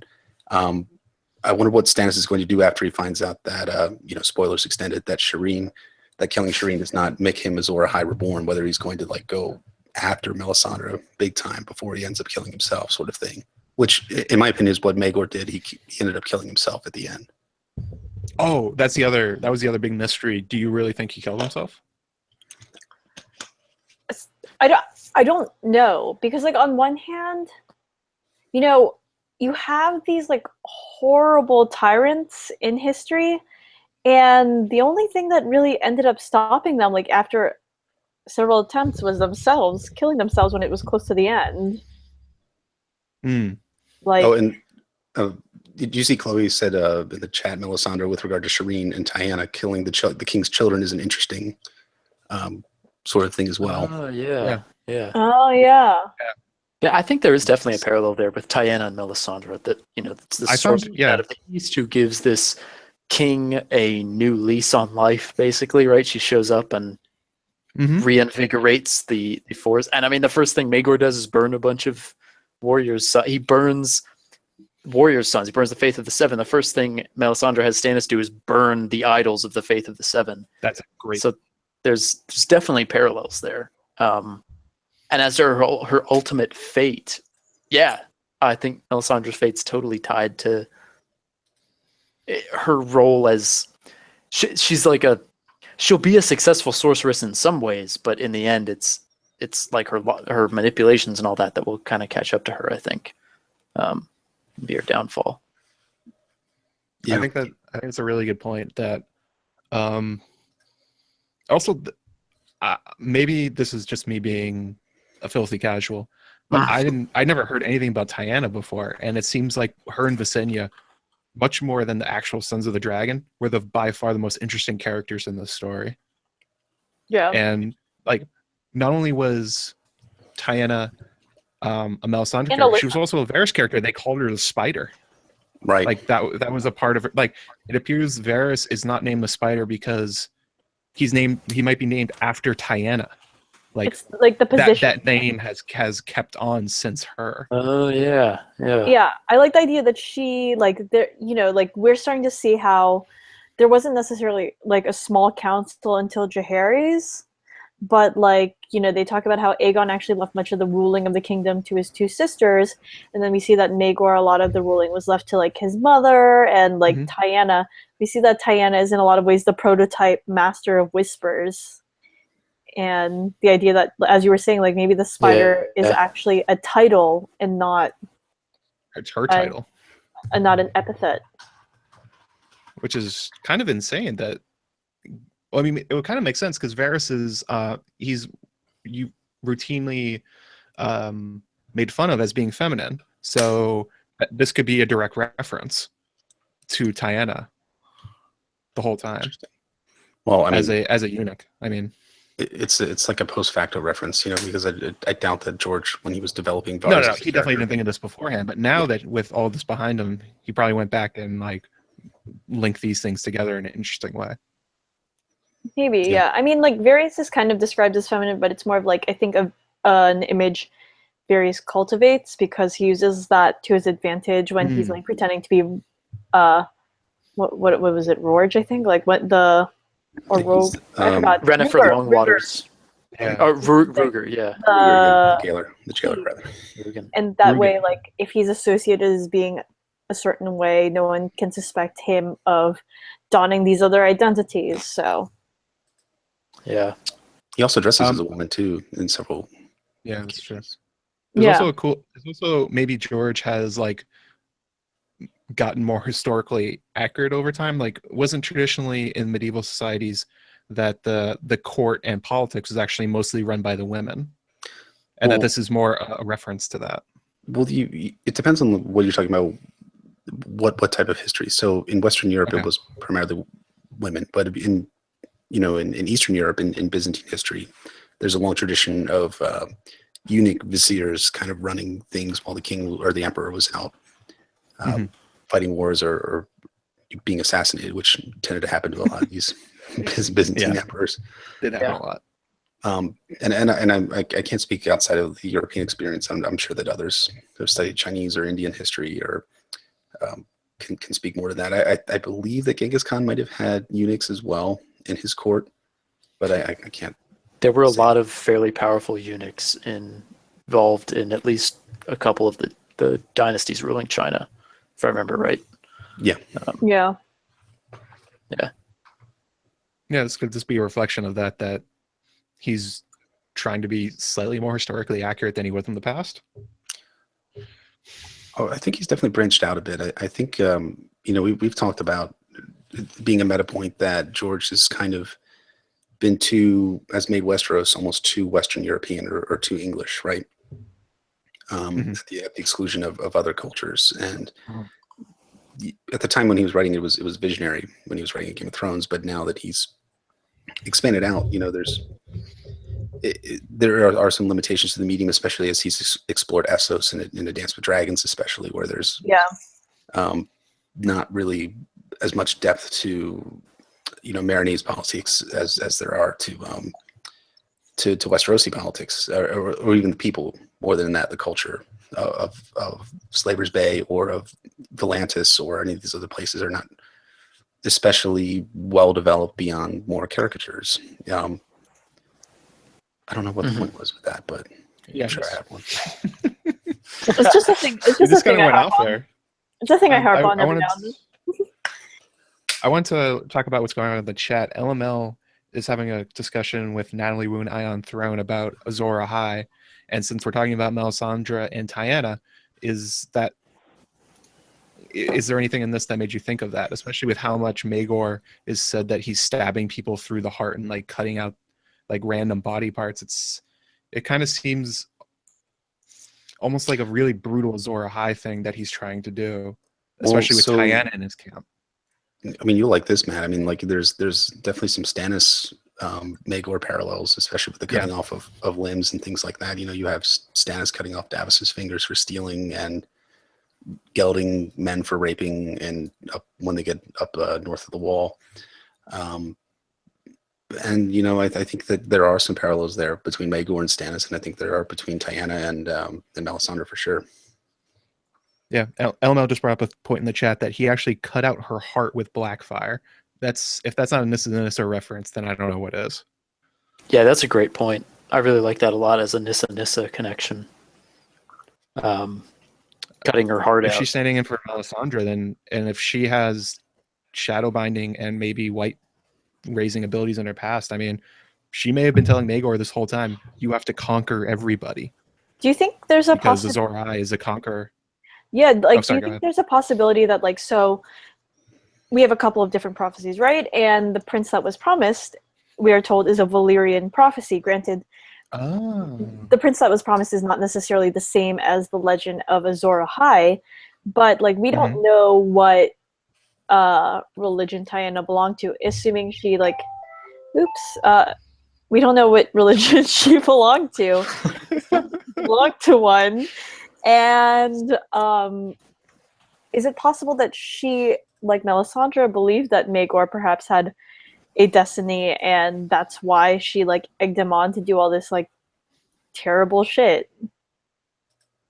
Well, he had Balerion and he had Blackfire. Blackfire sounds like Lightbringer in like an inverse weird way. LML goes into a bunch of his things, but if you look at Maegor, he may be the most accurate representation of Azor Ahai that has been seen in a long time. Has dragons, has a fiery sword, is king of Westeros. I mean, you're hitting a lot of the things right there for the prince that was promised. If you're looking for somebody to lead a But, like, wouldn't Aenys have fit all that too? well, no, because he gave away Blackfire. Yeah. What a dingle. Yeah, seriously. Actually, Annie seems like a pretty nice guy. I'd like to hang Yeah, out with actually, no, Aenys. me too. Aenys seems chill. He seems, like, really nice. He just, like, maybe was too nice. Speaking of, like, Jeff's question earlier, like, what do we think this has to say for Winds of Winter? Like, for me, it felt like George R. R. Martin was showing, in some ways, like, the two sides of Daenerys. Like, Aenys, the side that is beloved Tommen. by some people. Oh, I was thinking about Daenerys, like, the side that's beloved by some people and wants to be loved and is hoping for that. And then the side of Maegor, the side of her that yearns for violence, and, like, the idea that Daenerys might need to find a balance between those things if she's going to be able to successfully conquer and rule and hold Westeros. But I don't know. I don't see that as in the cards for her. But, like, Well, I think that's a good connection though, because you could see Daenerys and Jon in a similar Maegor and Aenys situation. well, If Jon becomes recognized.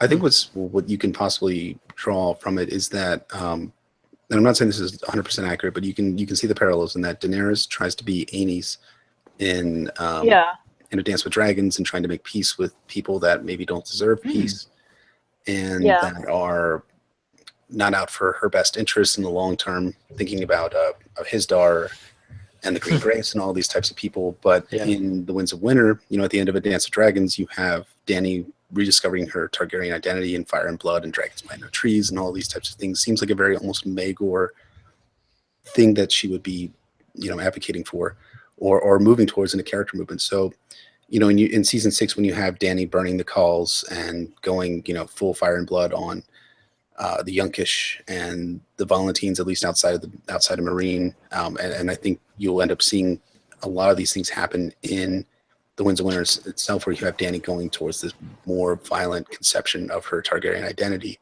and more Maegor. Definitely. Yeah. The thing about it is that if she's going to be fighting in Westeros and fighting the others eventually, which we assume will probably happen, she has to be more like Jaehaerys than Maegor, and more like Jaehaerys more than Aenys too. She has to have a cunningness, but she also has to use violence, but she has to use it selectively in order to achieve her ends, as opposed to just using it in ways that will alienate a whole lot of people, which is what Maegor ends up doing. Yeah, I think there's something interesting parallel-wise between... like, George likes this thing where you have a character who is put out of commission, sort of. Like, they've got their weapon taken away from them or whatever, and then they come back and just burn a lot of stuff. And we see it with Maegor, where he's knocked out during the Trial of the Seven and then comes back and burns a ton of warriors' sons. And like you said, I think we're going to see it with Dany in the next book, where she's been sort of out of commission for book 5, locked up her dragons literally, and then in book 6 is going to come back and burn a bunch of slavers, right? And we might see it with Jon as well, where he's sort of been rejecting the Stark identity, and when he finally accepts it, he dies. And so maybe after he comes back, he'll embrace that. And there's this sort of pattern amongst Targaryens. I'm sure I could think of better examples if I wasn't half a fireball deep. That's the best time to think. Exactly. The fireball, you're channeling your Targaryen. This pattern among George's characters of like, they're on a certain path, and then bam, they're sort of knocked out, and then they come back and they redouble their efforts and they go crazy and they just burn everything. And that's broader than just Gurm. That's a storytelling trope that you can find in a lot of different things. But it's just interesting to see him apply that to Maegor and Jon, and Maegor and possibly Jon and possibly Daenerys. I think the Jon connection is I think that's a really good point. That could be the point. If Maegor's actually a Firewhite, like Jon will end up being, or something close to it, he could be very brutal when he comes back. I mean, we've talked about this in terms of absorbing some of Ghost's sort of primal ferocity. But I mean, like, it could go further than we ever think. He could, like, purge the Night's Watch. He could go on, like, just, like, cut people down left and right throughout the North because he doesn't care anymore. Right. And that's kind of what happened with Maegor. I think and what happened with Grey Wind. Yeah, right. And what happened with Grey Wind, right? Robb goes into Grey Wind and suddenly just goes nuts and kills everybody. Is that what you're referring to? Yeah. Which is a totally a valid thing for Robb to have wanted to do in Grey Wind, in my opinion. Exactly. Yeah. I think it's interesting because I think a lot of these historical novellas are built around specific images that George has in mind. Like these really cool ideas he has, or like these scenes or these images. And so a lot of it is kind of fluff building around these images and these ideas. And he seems to have this idea in his head of the person who is, they're knocked out of the fight and everyone else has to do their stuff. And then they come back into the fight and just clean everything up like an anime super hero villain, like fucking Goku anime? Or whatever, And so I think that image of the person who is knocked out and then comes back and decimates everything, I think it's something he's really interested by. And, it's something he goes into with the exile of the Rogue Prince, even, I would say. Sent to exile and then comes back to Westeros. Like I said, I'm sure there's more. Which is what Maegor does. Actually, yes. Euron's on that path, too. Exactly. Euron. Yeah, absolutely. He's out of the game, and then he comes back into the game, and he goes nuts and just kills a bunch of people. What's with brothers being exiled? Did George R. R. Martin have a brother? I was about to ask that exact same thing. I looked it up. You're compatible, man. I thought he only had sisters. I think you're right. Get a childhood more similar to Samwell Tarly, perhaps. It's the other example, too, is Tyrion, who gets knocked out of the game in the Storm of Swords when he's arrested for the murder of Joffrey. Yes. And then when he comes back, he's in A Dance with Dragons. He's this completely nihilistic, awful, terrible person who, is almost like not a completely, but is a different character from the Tyrion that we're used to. Now, you can say that those elements of Tyrion's personality were always present in the books, which is something that I would say were there.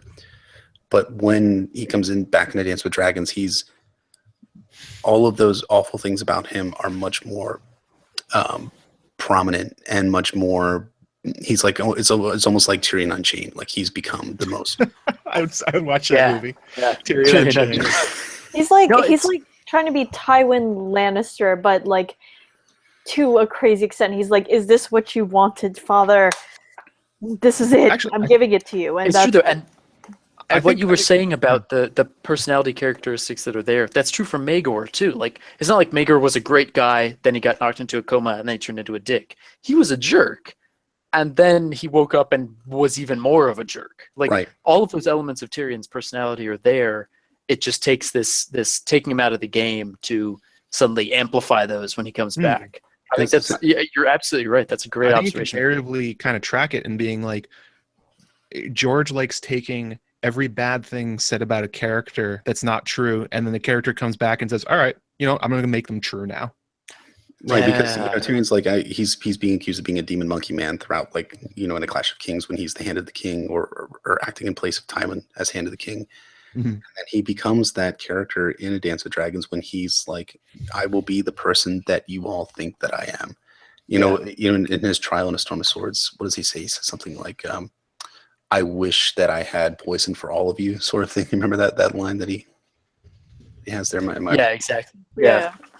Yeah, it's a total character turn for Tyrion, and it's something we see in Maegor, and I think it's something we'll see in Daenerys too. To bring it back to the example we start talking about, is that elements of Dany's violent persona are already present in her character already. You have her crucifying the 163 great masters in Marine, and she talks about it being that it felt like vengeance, it felt like justice, and there was like a fire in her belly, sort of thing. Yeah. And then she And then she returns felt to sick.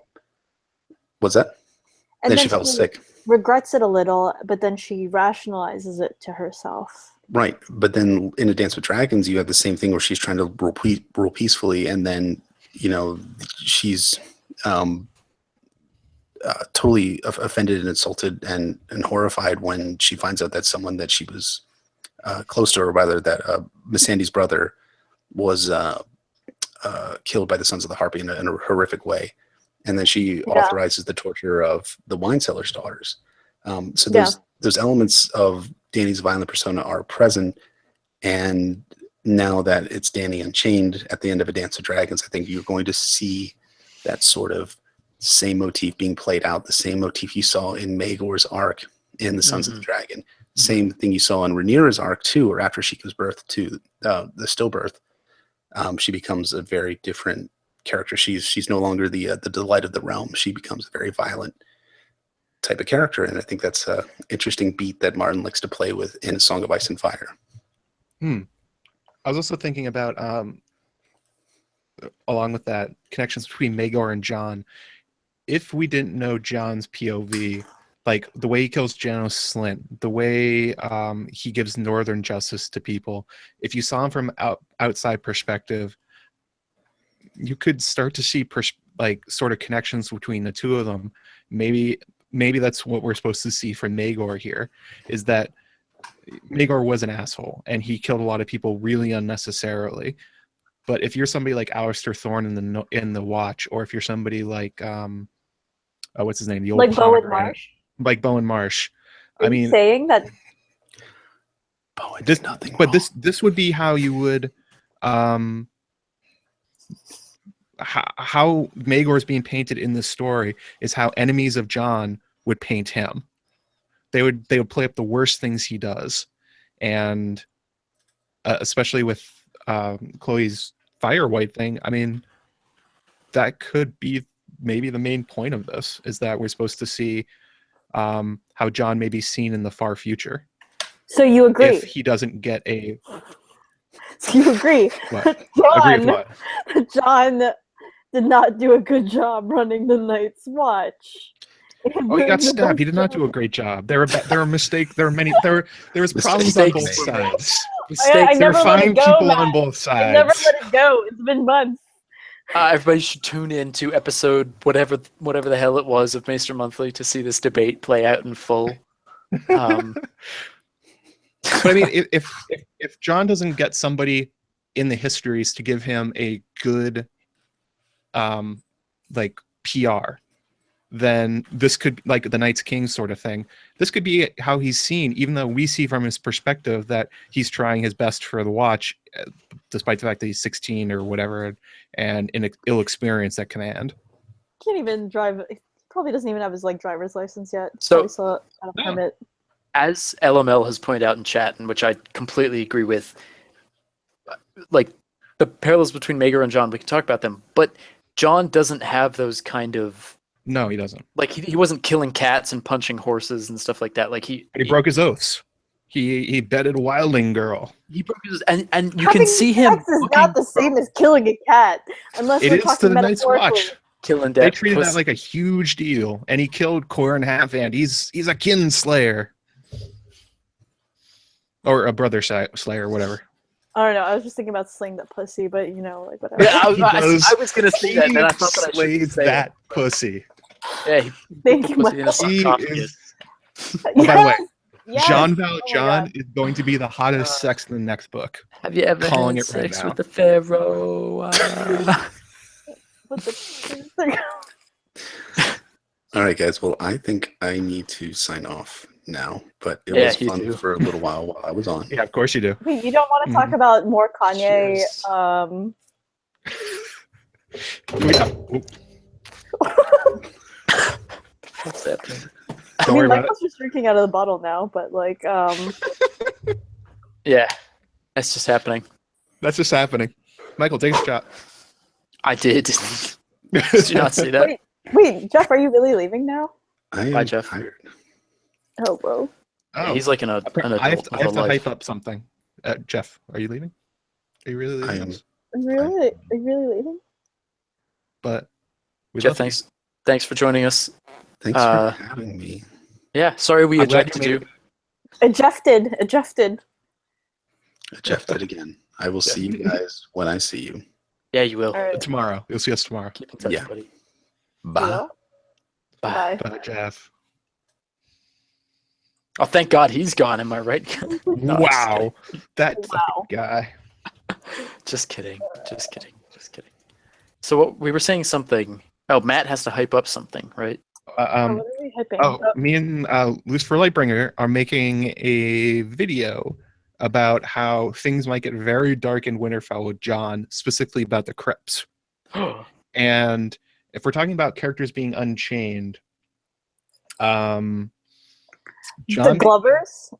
yeah, no, that's Umbers, the Umbers, that's the Umbers. Numbers. They're like the If same. Jon gets unchained, he in his head, we've seen him from the chapters that he has a lot of really bad instincts that he represses. Because he's like, Ned would never do this. Oh, I'm a Stark. I can't do that. The old gods, I would never do that. Mhm. If he stops caring about that, he could do a lot of really dark things in the coming books, including the thing me and LML like talking about, crypt sex in front of Lyanna's statue. Not as bad as Mhm. having sex on your Like- dead son's Like- dead son. Who's he having sex with though, or is he just like whacking it in front Danny. of the Lyanna? Oh, okay, all right. Takes Danny down there. He's like, let me show you my dead family. We're gonna bone in front of my mom because I'm Jon Stark. Because he's dark now. Because my name's I don't know. Aegon Targaryen, and I'm not selling it good right here because of the fireball. yeah, no, I understand. But that. there's a lot of really cool things we got going on here. It'll be awesome. I genuinely actually look forward to that. Yeah. According Should I to plug Chloe, something we now? need the old gods. Oh, go ahead. Okay, so at some point in the future, I don't know when, speaking of histories and novellas, supposedly I'm supposed to do something with Chloe on Drunk Aswaf history, spelled Drunk Aswaf, Asoiaf, history regarding the Dunk and Egg novellas at some point eventually. Oh, sweet. What are you going to talk about? I don't know. I picked the Hedge Knight because I think that's my fave because it's the cutest. And also, it's okay, I don't know if it's the cutest, but also, like, Baylor Breakspear is the best. Yeah. And I love him with all my heart. And he's the most precious cinnamon bun Yes. in the whole series. Baylor is a really good guy. It's He's just tragic so what happens good. to him. Yeah. Oh, Chloe says it's going to be called Drunken Egg, which makes it 10 I love times this. better. Chloe, you're so good at marketing. She is so good. She's great. Yeah. I'm almost If done with only my you little stop bottle. focusing Cheers. on a Chardane so much. Huh? Just like, Cheers. oh, are we doing a shot? Okay. Cheers. I'm Oh, just- we're just. I'm not doing a shot. I'm just taking a sip. Oh, okay. I'll take one out of my handle. I can't believe you bought a handle of Fireball. Yeah, there are reasons I didn't do that because I don't want to handle a fireball. You know, I actually Someone else tried. called this out. It's like, drink real whiskey, dudes. And I was like, yeah, eventually. I Yeah, actually next tried time. Fireball over the summer at my friend's bachelor party. I really liked it. I was like, oh, why do people hate this? This is delicious. It's not as bad as you would think. Like the kind of thing. But that doesn't mean it's not bad. It's not great, but it's like surprisingly It's not drinkable for hard liquor. I like to chew like big red gum anyway, so that cinnamon taste, that's all I want. I have a coworker who like hates the taste of cinnamon because the first time she got, not the first time, but one of the time she got way too drunk. I guess she had too much Goldschlager or something, which was like Oh, the funniest like, Goldschlager. thing that you get like way too drunk on, and so now she like hates the taste of cinnamon. And then one time our friend, we were like at, I don't know, a bar around here, and he got us all around a Fireball. I was just like laughing. I was like, I can't believe he got us Fireball. Because he knows. It's not bad. I don't get it. It was actually cheap too. A $28 handle is not the worst thing in the world. I guess so, yeah. I guess. There's a reason I went for the $9 whatever this is. I don't know the proper name for a 375. Wow, I don't know how much I paid for this. I Bottle. wonder if we got overcharged. You don't know how much Probably. you paid? Are you that rich? No, it's just like, I don't know, it's alcohol and we're gonna drink. Yeah. Oh, let's take some questions from the chat because we're out Oh, of we have ideas. questions? I guess No, there are let's more. just we're gonna open it up. Chat, ask us questions. We will answer because we are maesters. The Oh, Citadel. Aaron singled Schläger. There's an umlaut on the A.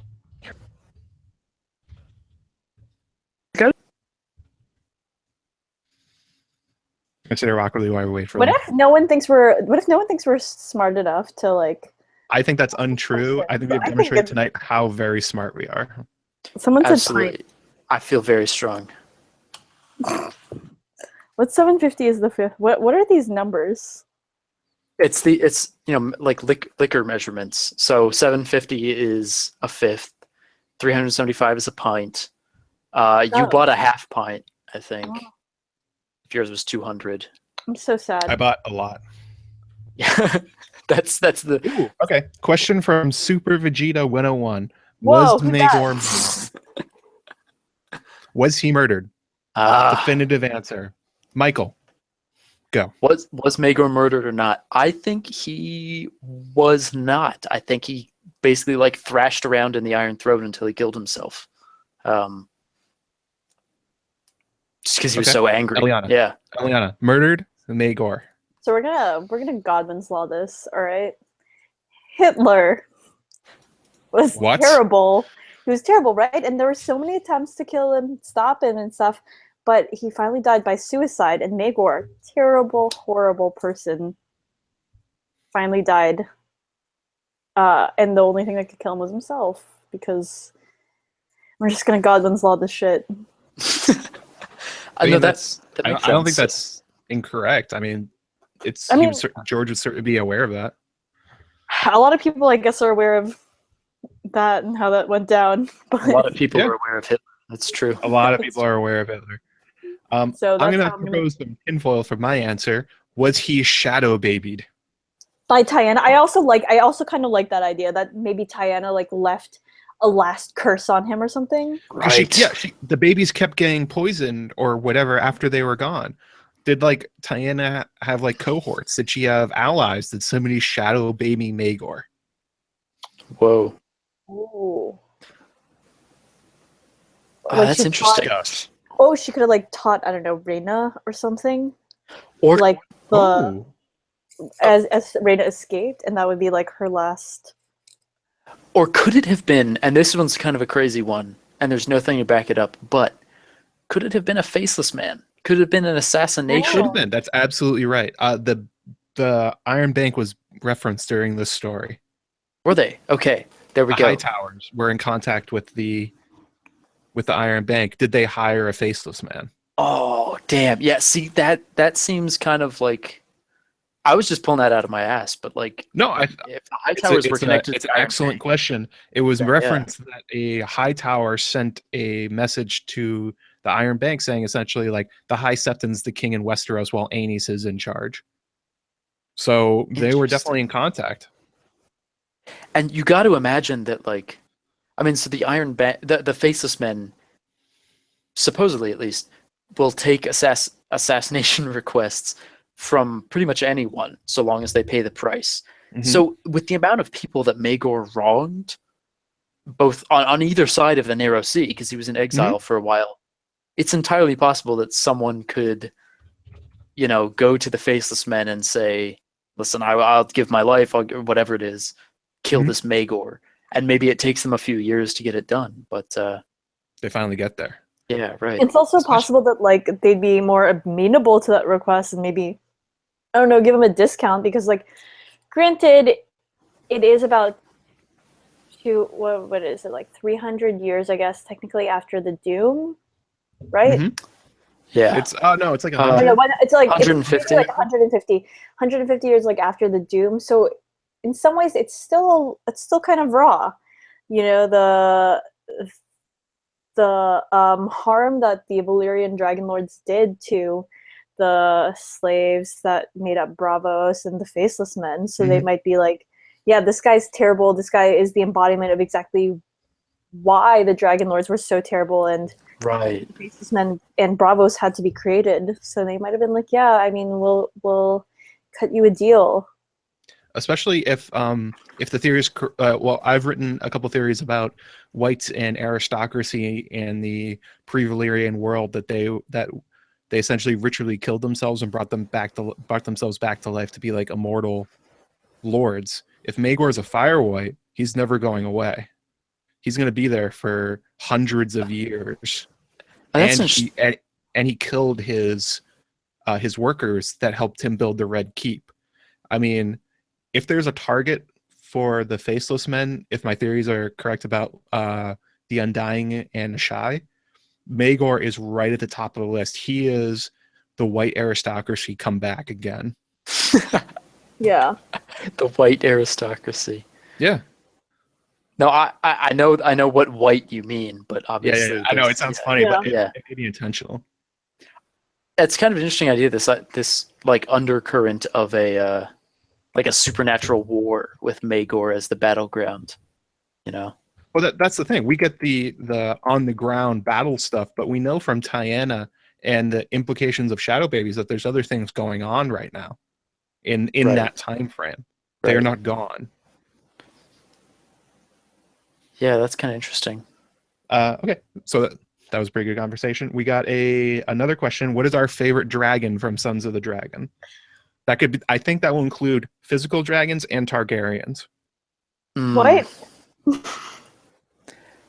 Name your favorite dragon. Also, can I just say that I had this idea just now? I'm sure someone's thought of it before, but like, what if someone, because it's almost Halloween, right? You know, like, what if someone dressed up as like a shy guy from Mario, but from a shy guy. A shy guy. Right, everyone, like, that's your Amazing. good idea for tonight. That's inspiring. That's wonderful. That's amazing. You're welcome. Answer the question. Favorite dragon. My Go. favorite dragon was Cream Fire. Cream Fire? What the Dream fuck is Fire? fire? Do you mean Dream Fire? Is that a real dragon? No. Dream Fire is not a dragon. I stand by Cream Fire as my favorite dragon. Eliana, do you have one?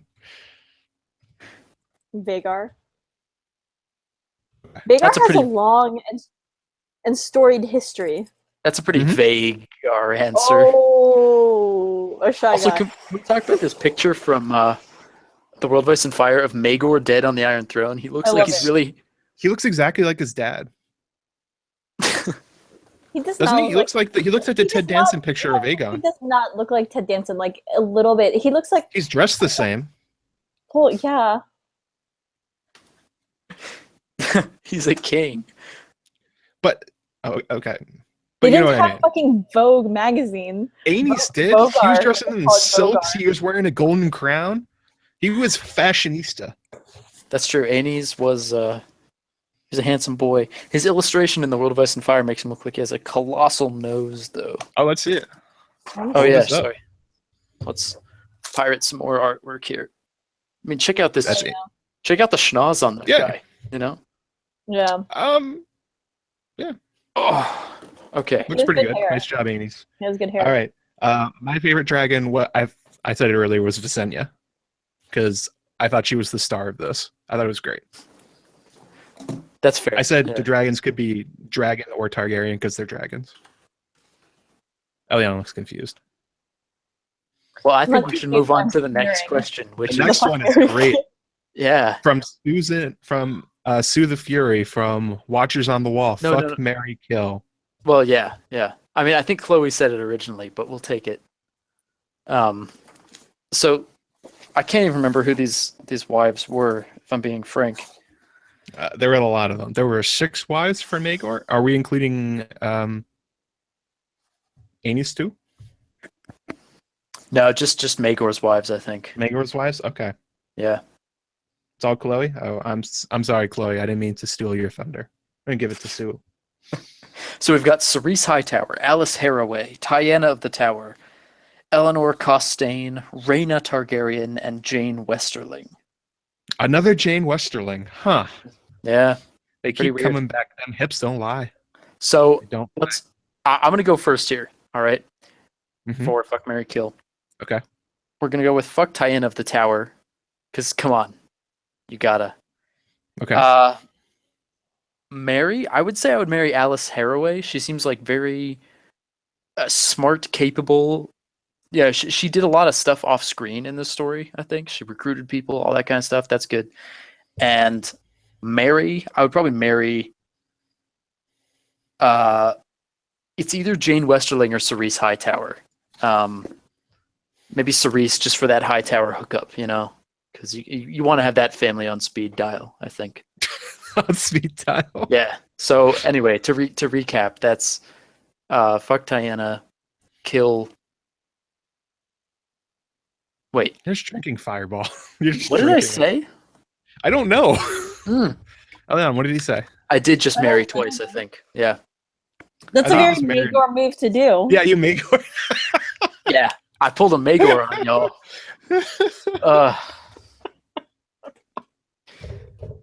All right. Someone else. Eliana, this question's a little unfair to you, but do you want to do fuck, marry, kill the wives, or do you want to choose a bunch?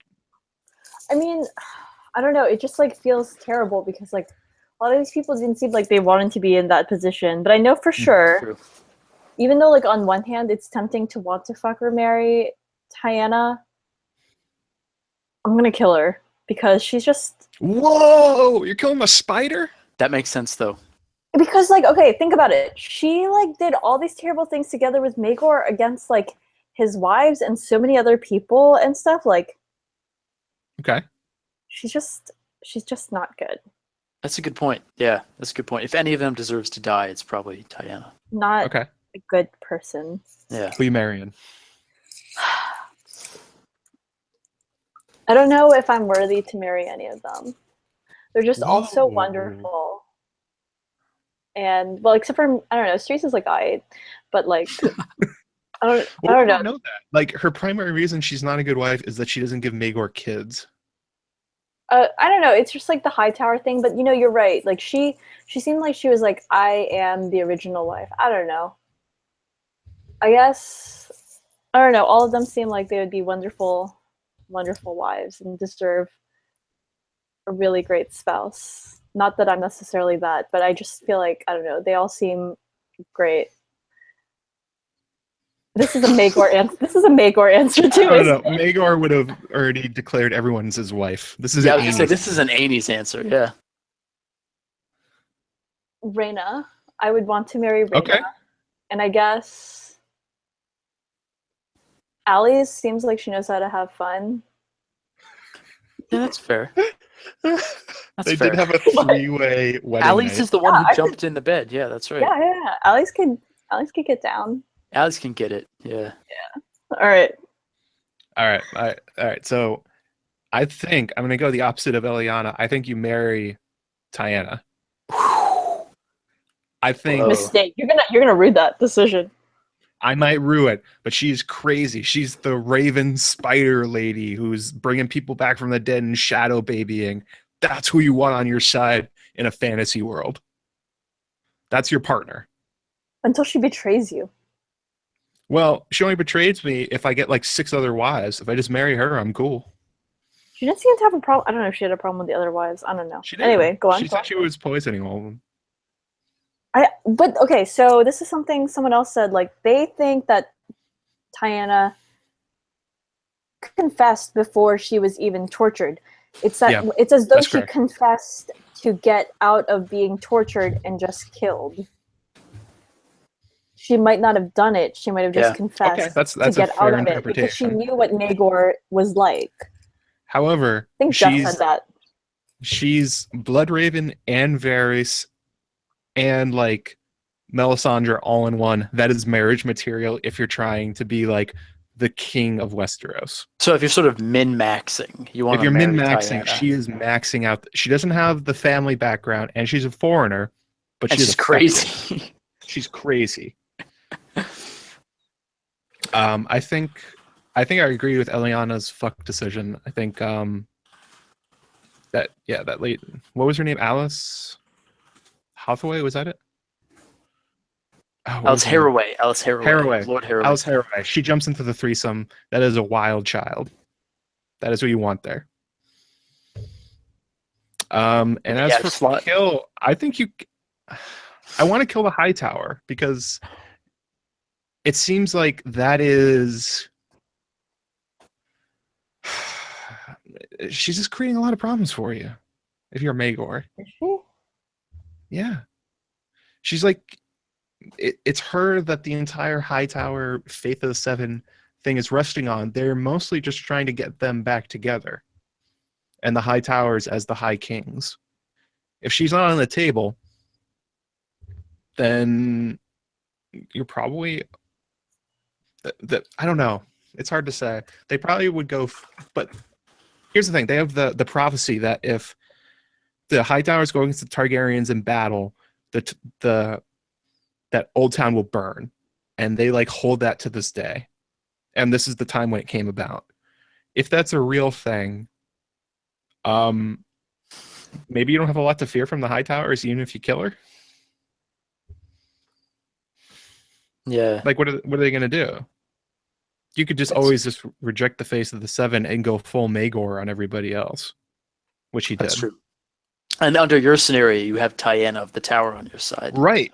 And she's your she's your top. She's your top wife. top wife. She's the top, eh? She's the Probably. She's the top hoe. Come on. She's Peppa Jack's number one hoe. She's number Welcome one. to Maester Monthly. Maester Monthly. After hours. I thought we agreed this was Quill and Tankard after hours. We are the moderators of the Song of Ice and Fire board. Yeah, I'm I gonna ban a think user LML at random abandoned us. I think he gave up. right now. I mean that's fair. I'm gonna Yeah. ban a user at random right now. What? I'm not sure if my list is correct in terms of the fucking kill, but I think the marry is correct. You marry Bloodraven, you marry Tyanna, if you're trying to be like the Emperor of Westeros. Yeah, I guess if I was playing the Crusader Kings 2 mod, this is what I I'm would talking marry about. Tyanna. Yeah, I understand what you're saying. Bloodraven held together Westeros for like 50 years, basically on his own. Tyanna's She the probably same has a kind. crazy intrigue stat. So Oh yeah, it's so Yeah. high. yeah. Tyanna ain't no bottom bitch. Tyanna ain't no bottom bitch. That's super true. Thanks, Mika. Okay, we got a new question from Chloe. Okay. From Drunk, A Song of Ice and Fire History. Do you think Alice Harway had any parallels to Marjorie Tyrell? Family executed on rumors of her infidelity stuff. Right. All that kind of thing. She goes on to say her bedmaids, her family, the executions. But like Maegor went scorched earth on them afterwards. I think yes and no. I think that like there's kind of a potential parallel there. Potential parallel? What did I Yeah, say? you definitely have said potential, and I was gonna call you out on it later, but I let you do your thing. Oh my god. Interrupt for 1 second. We apparently have misogynist lesbian in the chat. Oh, what's up? Oh my god! It's Mika is apparently her. Mika, I didn't know. Hello, welcome. my We're so God, glad to meet you. We're actually super happy to have you in the chat. You know, That's- I'm so happy. This is amazing.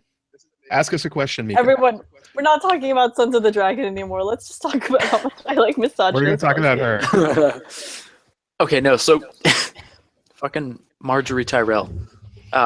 Yeah, fuck Marjorie Tyrell, am I right? No, there's some interesting parallel. That there is. Chloe's right because like, Eliana's not listening to me.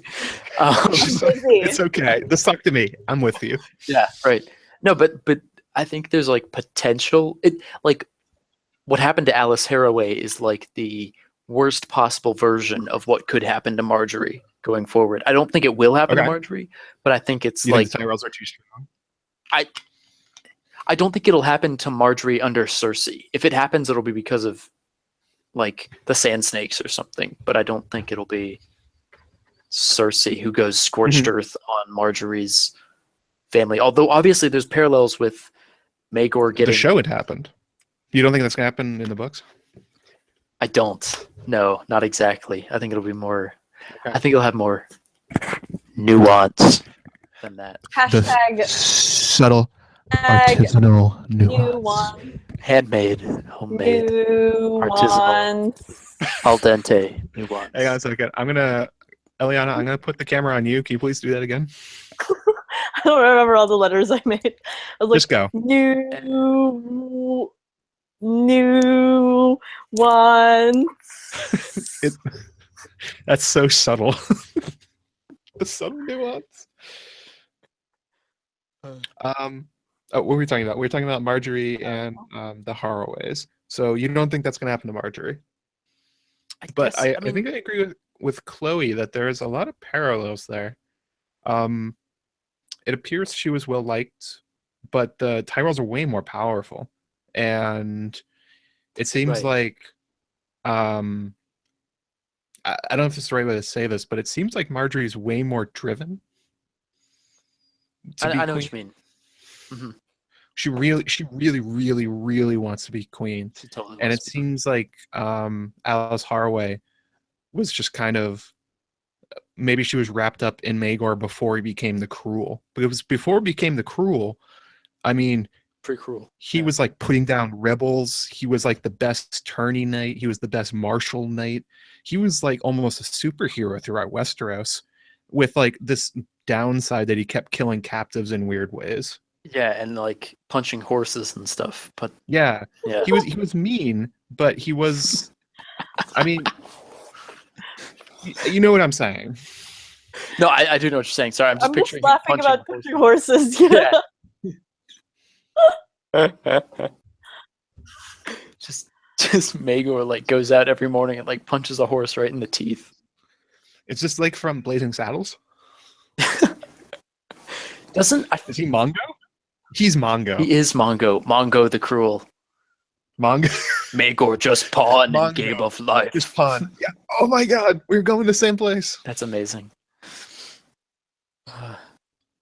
Maegor the Cool. You know, we've gotten. Oh yeah. What do you think about Marjorie and Alice Haraway? I don't know. I don't know enough about Alice Haraway. I don't know any. I don't read. I said Eliana. What are you talking about, you weirdo? What? I was talking to you, Eliana. Oh. I don't know. No thoughts. I don't know. Marjorie and Maegor's second wife. Monthly. Eliana's about to fall asleep. She's just I'm not. I ain't sleepy. Yeah.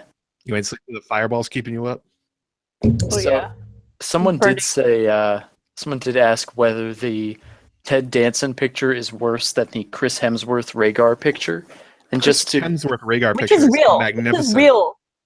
Can you all get a glimpse of that? Oh yeah. Here we go.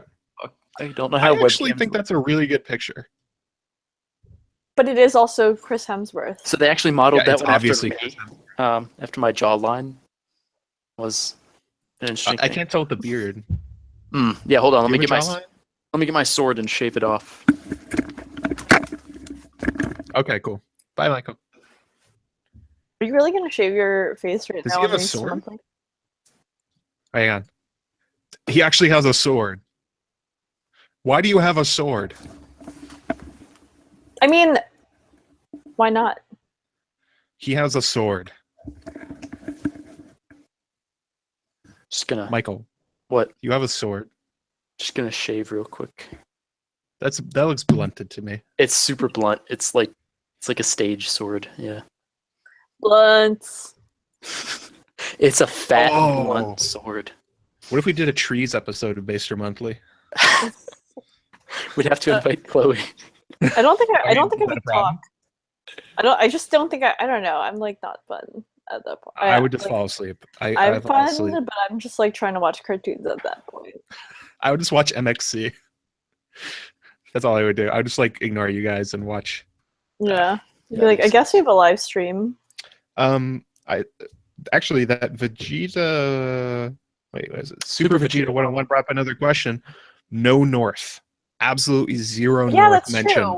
So Which the is only so time it shows shitty. up is with the Dustin bastard who pops up in Aegon's army before the Battle of the God's Eye. And then Mhm. there's this mention of a conspiracy between the Lannisters and the Starks, and like these letters that have been sent around. I think that's it, right? That's it. That's all the North. The Starks are totally uninvolved, Yeah. and most of the Northern houses, which seems surprising considering George's story is primarily about the Starks. I mean, Well- we talked about earlier about how Maegor is like maybe a reference for Jon and different aspects of the story, but like directly, there's nothing. Like Torrhen Stark should probably still be alive at this point, right? You would think so. I wonder if there weren't. I'm flipping through the world of Ice and Fire right now, but whether or not there were little rebellions happening in the north after Torrhen surrendered, whether or not there were lords who conflicted with him, where he was occupied with that. It could also be like the North, even in the current books, like until later on, has just so much sovereignty and power over their own land because they're so separated from the rest of the Seven Kingdoms geographically that they're just like, whatever, fuck it. It's kind of like the same thing anyway, except they were like kneeling to this guy with Dargons, but like, I don't know, let them do their thing. They can just do their thing, and we're just gonna keep chilling up here. I think Yeah. it's actually a good point that like of the kingdoms, the North gave them literal zero problems. That's true. It's almost like the opposite of Dorne, where you have Dorne possibly backing insurgencies and stuff like that, and the North is on the opposite end of the spectrum, going, "All right, whatever, like just complete hands off. You do you. You're totally the king. That's it. You make the Aegon fort, go for it, buddy. We're going to continue being in the North." Like, yeah. It's actually interesting in a way that I don't think I had really considered. Again, this may be because I'm a filthy casual, that like the North is really, really disconnected from the rest of the kingdoms. Like the Kings of Winter and the Neck is like a huge barrier culturally. Like the Reach and Dorne, which is what the this story is written from, do not give a shit about them. Like not even a little. Yeah. They might as well be a foreign country. It's totally true. They were basically at that point, like they had only been one country for like a couple of decades because of Aegon. So in many ways, they basically were foreign countries to one another. But they weren't even part of like court politics in any way. They're just like off on their own, doing their own thing in the North. Which, I don't know. I thought that was interesting considering how Stark heavy Game of Thrones and the current of Song of Ice and Fire story is. Right. Like the seed for the story seems to have come from the Starks, right? Like it's him thinking of Bran and the direwolves and all that. Right. So it is interesting that the Targaryens have sort of taken that over. And I mean, that's true in a meta sense. The Fire and Blood is the big book that's going to come out. It's not Winter is Coming, a book about the history of the Starks. It's a book about the history of the Targaryens and about Targaryen history. That's true. I mean, the history of the Starks would probably be pretty boring, right? It is pretty boring in the world of Ice and Fire. It's like Theon Stark and then Brandon the Shipwright and then Cregan Stark, and after that, nothing. Yeah. I mean, there's just not as much interesting stuff there as the Targaryens, I think. There's good stuff, but there's not as much.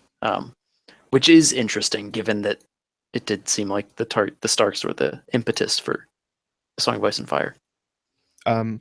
misogynist lesbian, or I could just call her Mika, brings up the good point that Dorne is way too intertwined with the Reach as historical enemies, and the Stark's historical enemies are in the north. Yo, boy. Yoke Boy's here? Hey, Yoke Boy!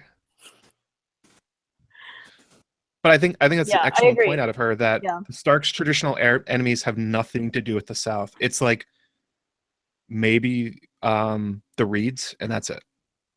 That's the furthest south. Well, no, that's not true. They have a lot of battles with the Three Sisters and the Vale, Yeah, but those Yeah. are in the long past. that's true. Yeah. And So- Skagos, but yeah. Yeah. Though, and as she points That's out, further. like tying back to something we were discussing earlier, like she says that Dorne is too intertwined with Reach to be as disconnected, which could again be another motive for the Vulture King potentially. Mm. Like Yeah. sacking old town, like stealing the goods of the Reach and all that. Yeah. That seems to Writing be a traditional thing in the historical Dornish history. I mean, the Danes sacked Old Town once. Danes. That just seems like a thing that the Dornish do every once in a while. I think it was Samwell Starfire Dane. He just led an army and sacked Old Town and took all the money back. That seems to be like their traditional South-North relationship. They plunder the Reach and go home. Speaking of which, can we talk about how all of the Samwells in all of the histories are complete stone cold badasses? We've got Yeah. Savage Sam in this in Sons of the Dargon. We've got Sam Dane, who's just like an absolute lad. Oh, they called out Samwell Tarly in this. Yeah, exactly. Yeah. Savage Sam with his Valyrian steel sword, Heartsbane. Whoa, is that Heartsbane? This is actually Heartsbane. Yeah, that's right. Oh, I cut my fingers on the really sharp Valyrian steel. Oh, it's just too sharp. It's too sharp. Like your wit. Yeah, And Sam to Slayer. So That's right. T3H. Oh, they called him Sam the Savage in this one, I think. was it Savage As Something Sam? like that. It was another S name, but not Slayer. Right. I'll see if I can skip through my tablet to find it. And he also came out of nowhere and he just like destroyed the Dornish. It's pretty dope. I can't imagine Samwell Tarly today doing that. Yeah, but like, I don't know. But maybe he Was could. This is sort of a meta thing I've Oh, been ye interested of in little- recently, looking back at the old histories of Westeros now. Like, how will Sam, how will Jon, how will these kind of figures that seem to be in a legendary fight now be seen in the far future? Sam could easily be misconstrued. So could Jon, so could any of these characters, because it's unlikely the myths we're getting are anywhere near accurate. Yeah, that's what I'm wondering about Savage Sam, hewing people down with Heartsbane. Did he hew people down with Heartsbane, or was he just like a lord who contributed some soldiers to the cause and got some good PR from it? Exactly. Yeah. We've seen battles in the story, and it's very often not the lords doing the most important thing. Exactly. Like Tywin. Oh, I'm sorry. Go ahead. Lords leading from the front is generally the exception rather than the rule. Exactly. I think like that's true. I don't. Robb Stark gets credit for his victories, and there's already legends popping up about him when he turned into a wolf, and Grey Wind was like ripping people apart. And we know from what we've actually seen that it was largely just tactics that got him there. And Robb didn't do a ton other than survive. Right. But Once Robb they- turning into wolf is not entirely untrue. It's not untrue, but that's But there's no way It's for not people to true. know that too. Like, Robb is not an anamorph. Oh yeah, Radio Yoke Boy makes a good point. The songs will sing of the first warrior to kill another for 8,000 years. I mean, we know Sam. He could very easily be a legendary figure. the Hork Like- Bashir Chronicles. Yeah. No, wait. I think that's an excellent point by I assume this is Yoke Boy doing this. Yeah, it is. He usually controls the thing. I mean, Yeah. even what we know of Visenya and Rhaenys and Maegor, we find out that Visenya was basically ruling the kingdom for like 40 years. That wasn't something that's commonly known. Everyone credits Aegon. Mhm. And everything falls to hell when Visenya gets uninvolved and dies. But Yeah. like the scene between Arya and Tywin, she's largely forgotten despite being a very important person. Ain't that just the way? I know.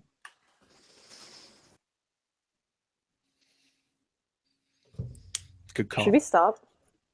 Should we stop what? Casting? Oh, I don't know. I don't know. It's like 10:54. We can keep going. I'm just curious how I everyone mean, feels. yeah, you guys have work in the morning, but I can just I'm keep thinking- drinking all night. I do have I don't work, but really also care I'm about taking my cooking job, so. classes tomorrow. Oh yeah, you're taking cooking classes. That's gonna be Oh I am. yeah. You're gonna be such a good cook. Tomorrow is basic knife skills, so there's that. How are you taking Hold on, off work I'll show to you some do- basic knife skills right Oh my now. God. Basic knife skills. How exactly are you getting time off to do cooking? I have a lot of vacation days, and I've just never taken a vacation. So I was like, I What? have a bunch of vacation days, so I'm gonna just use these. All you talk about is people taking vacations. Other people. Why don't you do them yourself? I don't know. I don't know. So now I'm gonna do that and like take Nice. some basic cooking classes. That's a good idea. That's cool. Yeah. Good comment from Mika in the chat. If John's resurrection is written down in history, it might be considered a myth down the line. Oh. That's very true. Or it could be overlooked like Maegor's if he is resurrected. Well, like, could Egret eventually morph into like a Night's Queen feature? Whoa. I mean, why not? Like, the story of the Night's King and the Night's Queen is essentially he looked out on the wall and saw a woman became seduced. Isn't that just Jon and Egret? I mean, we assign mythical things to him. This is actually a thing me and LML are going to talk about in our video, but there's no reason to believe that it's nothing more than a Lord Commander falling under the sway of a wildling. Interesting. Sort of a Night's Queen type situation. You were literally not listening when I was talking. He really wasn't. I was literally not listening. I had to take my headphones off. Yeah. So that's Oh. That's what I started off with. yeah. Okay, that makes sense. Well, you're welcome for thinking of it. Hey. Is there anything else on Sons of the Dargon we want to talk Oh, about? I'm sure there's a lot. I mean, like anything on your mind? Let me flip to a page at random. Dick Bean. Have we even mentioned Dick Bean? Oh, that was so cool. Dick Bean. Eliana, talk about Dick Bean. Dick Bean. He, for some reason, like, really believed in Maegor. Yeah. I'm a king's man, he said. Hold on. Like, Was it- but Is why? Bean a noble house I don't know of? Like, why does he have a last name? I've been a king's man since I was a boy, he said. I mean to die a king's man. And that was Dick Bean. And then wait, Like, what happened during the battle? He died first. Cut down Like, mere instantly. instants. Yeah, after the combat He's like- began. is it like a Sean Bean reference? I don't know. I have no Whoa. idea. I assumed it was just him making up a dumbass figure out. name. That'd be actually pretty cool if yeah, that that's was not- supposed to be him. Because Gurm Like, and Sean Bean died? famously got along very well. I'm gonna stop drinking. I Why? can't, Oh, Can't stop, won't stop. or else I get the shakes.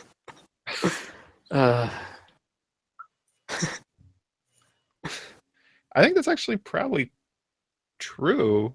I mean, that's such. Gurm really did like Sean Bean. He wrote Eddard with him in mind.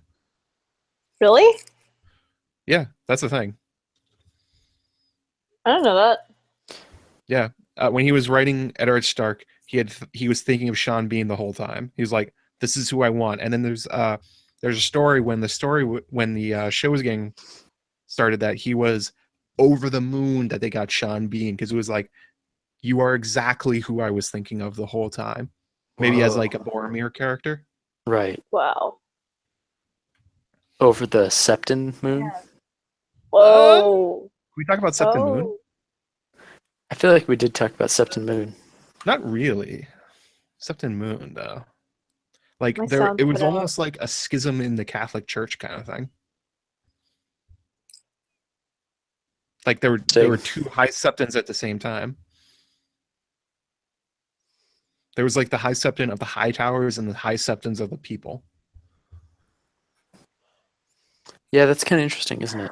Which like is in some ways has kind of happened in the current timeline of Aswath. Granted, like they got rid of, I guess, the High Septon, and then they erected their own High Sparrow. Yeah. I wonder That's if true. we're going to see a Splinter High Sparrow pop up in Old Town coming up in the books, you know? That would be cool. Somebody coming in being like the High Towers are just like asleep at the wheel. I mean, maybe it just seems like so previously, because of the Starry Sept, etc.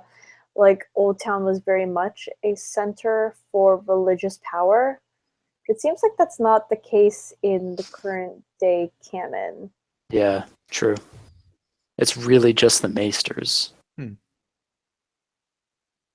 Yeah. Maesters are pretty cool. Maesters are okay. I was surprised at how fast the Grand Maesters were a thing. Yeah, Like there that's wasn't a one good point. before. There was no Grand Maester before Aegon conquered.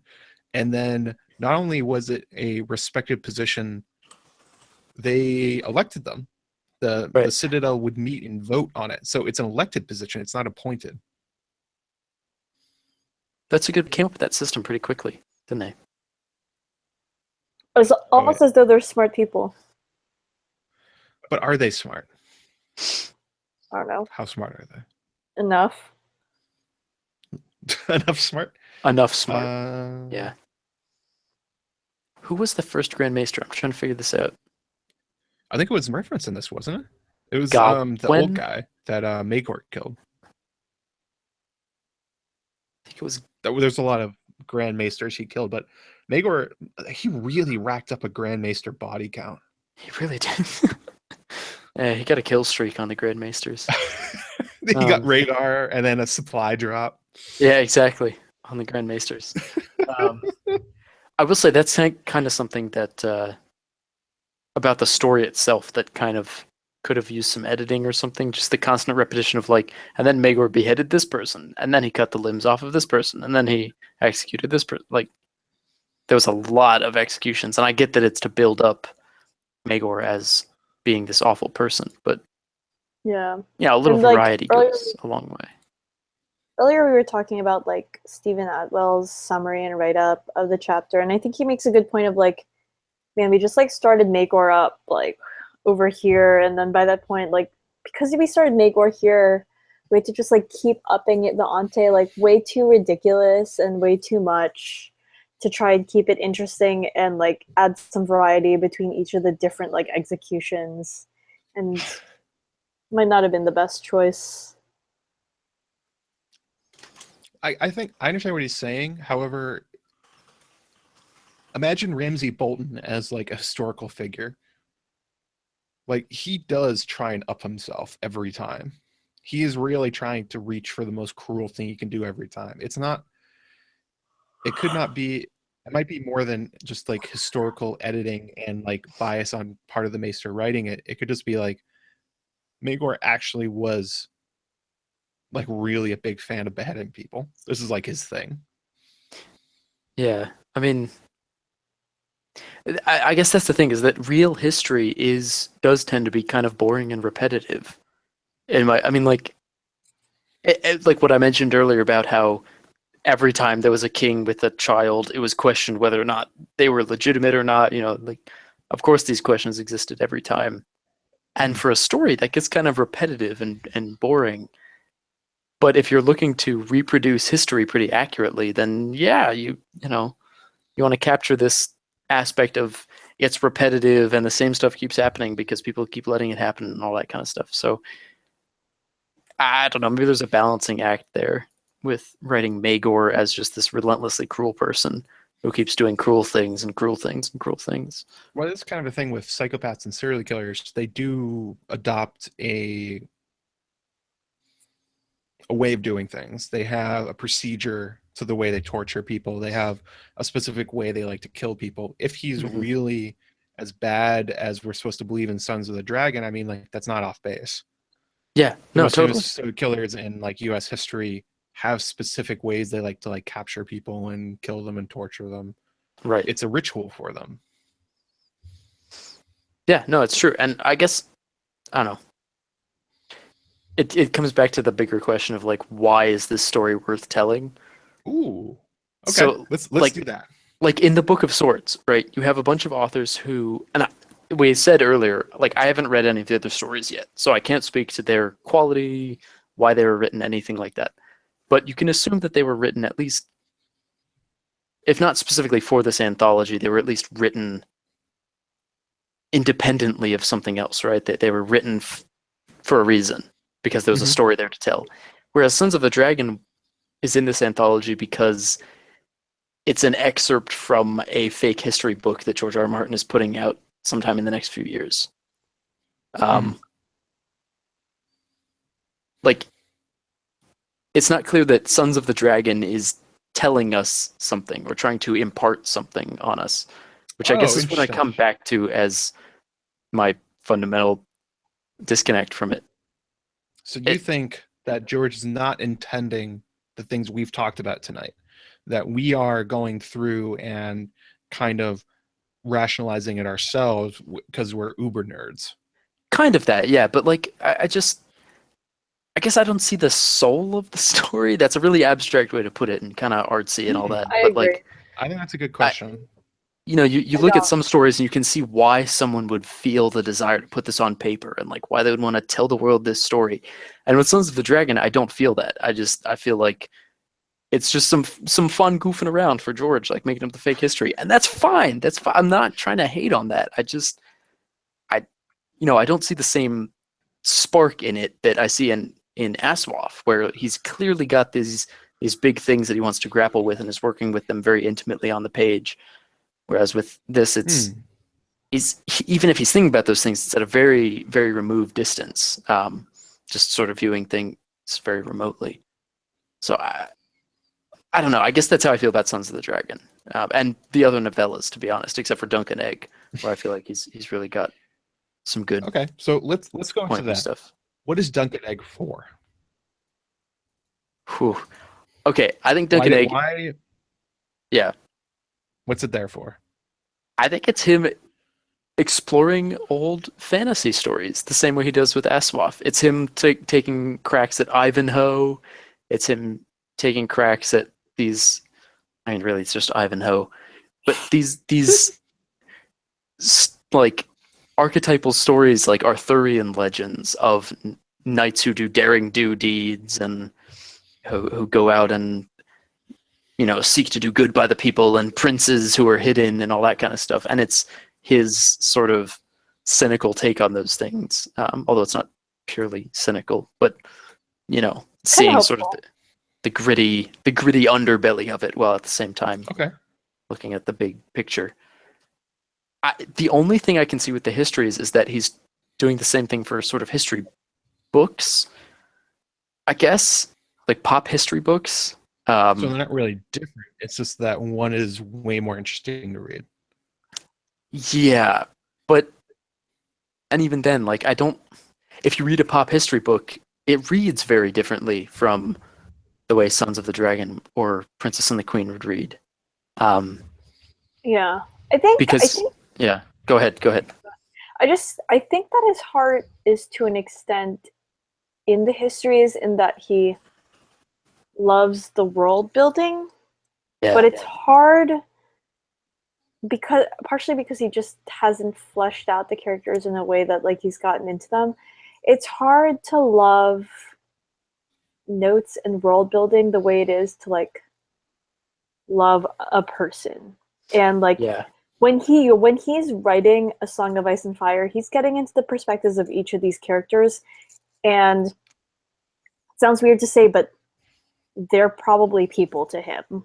Like, I know that he's made them up, but like, in order to make a world feel living and breathing and real, like, you can't love inanimate objects to an extent the way you can love people. Right, and he's said that about even he says that about even Joffrey, that he likes all his characters, even Joffrey or something like that. Like, he gets into their heads, and I guess with Aswath, the main series, and even Dunk and Egg, because it's from Dunk's perspective, you can see him getting into the skin of a person and Skin changing? doing. That's writing is Everything I'm just gonna skin care changing, about. isn't it? Everything's skin changing. But you can see him sort of getting into and Catelyn or Sansa or Jaime or whoever, Yeah. getting into that person. But with these historical things, it's like I just don't get the feeling that he's in their skin as much as he is in the skin of a historian who's writing about figures who existed. If that makes I'm going sense. to disagree with you there. I Go think for he is very much in their skin, because I felt when I was reading this, admittedly earlier today, that he in his mind had all these characters fully formed and that he wanted to tell more, but he only has a short story to write. And like, I think he would love to write an entire book series about Aegon the Conqueror and an entire book series about Aegon the Fifth and their whole stories and all the politics and all the stuff going around it. Mhm. But he's kind of locked into the current book series as we know them. So this is like, he's condensing all these great ideas that he thinks he has about all these characters into an outline form that we're talking about. Yeah. You mean he basically converted his notes? Yeah, into he full basically, which is this is like, what it reads like. actually, you know and what this felt like? I'm going to go out on a limb here. This felt like a teaser trailer. That Teaser this was trailer. George showing off that he has much more about Aegon and Visenya and Rhaenys and Rhaenys and Maegor in his mind, but he can't write it. And this was just kind of like, aren't you guys interested in this kind of stuff?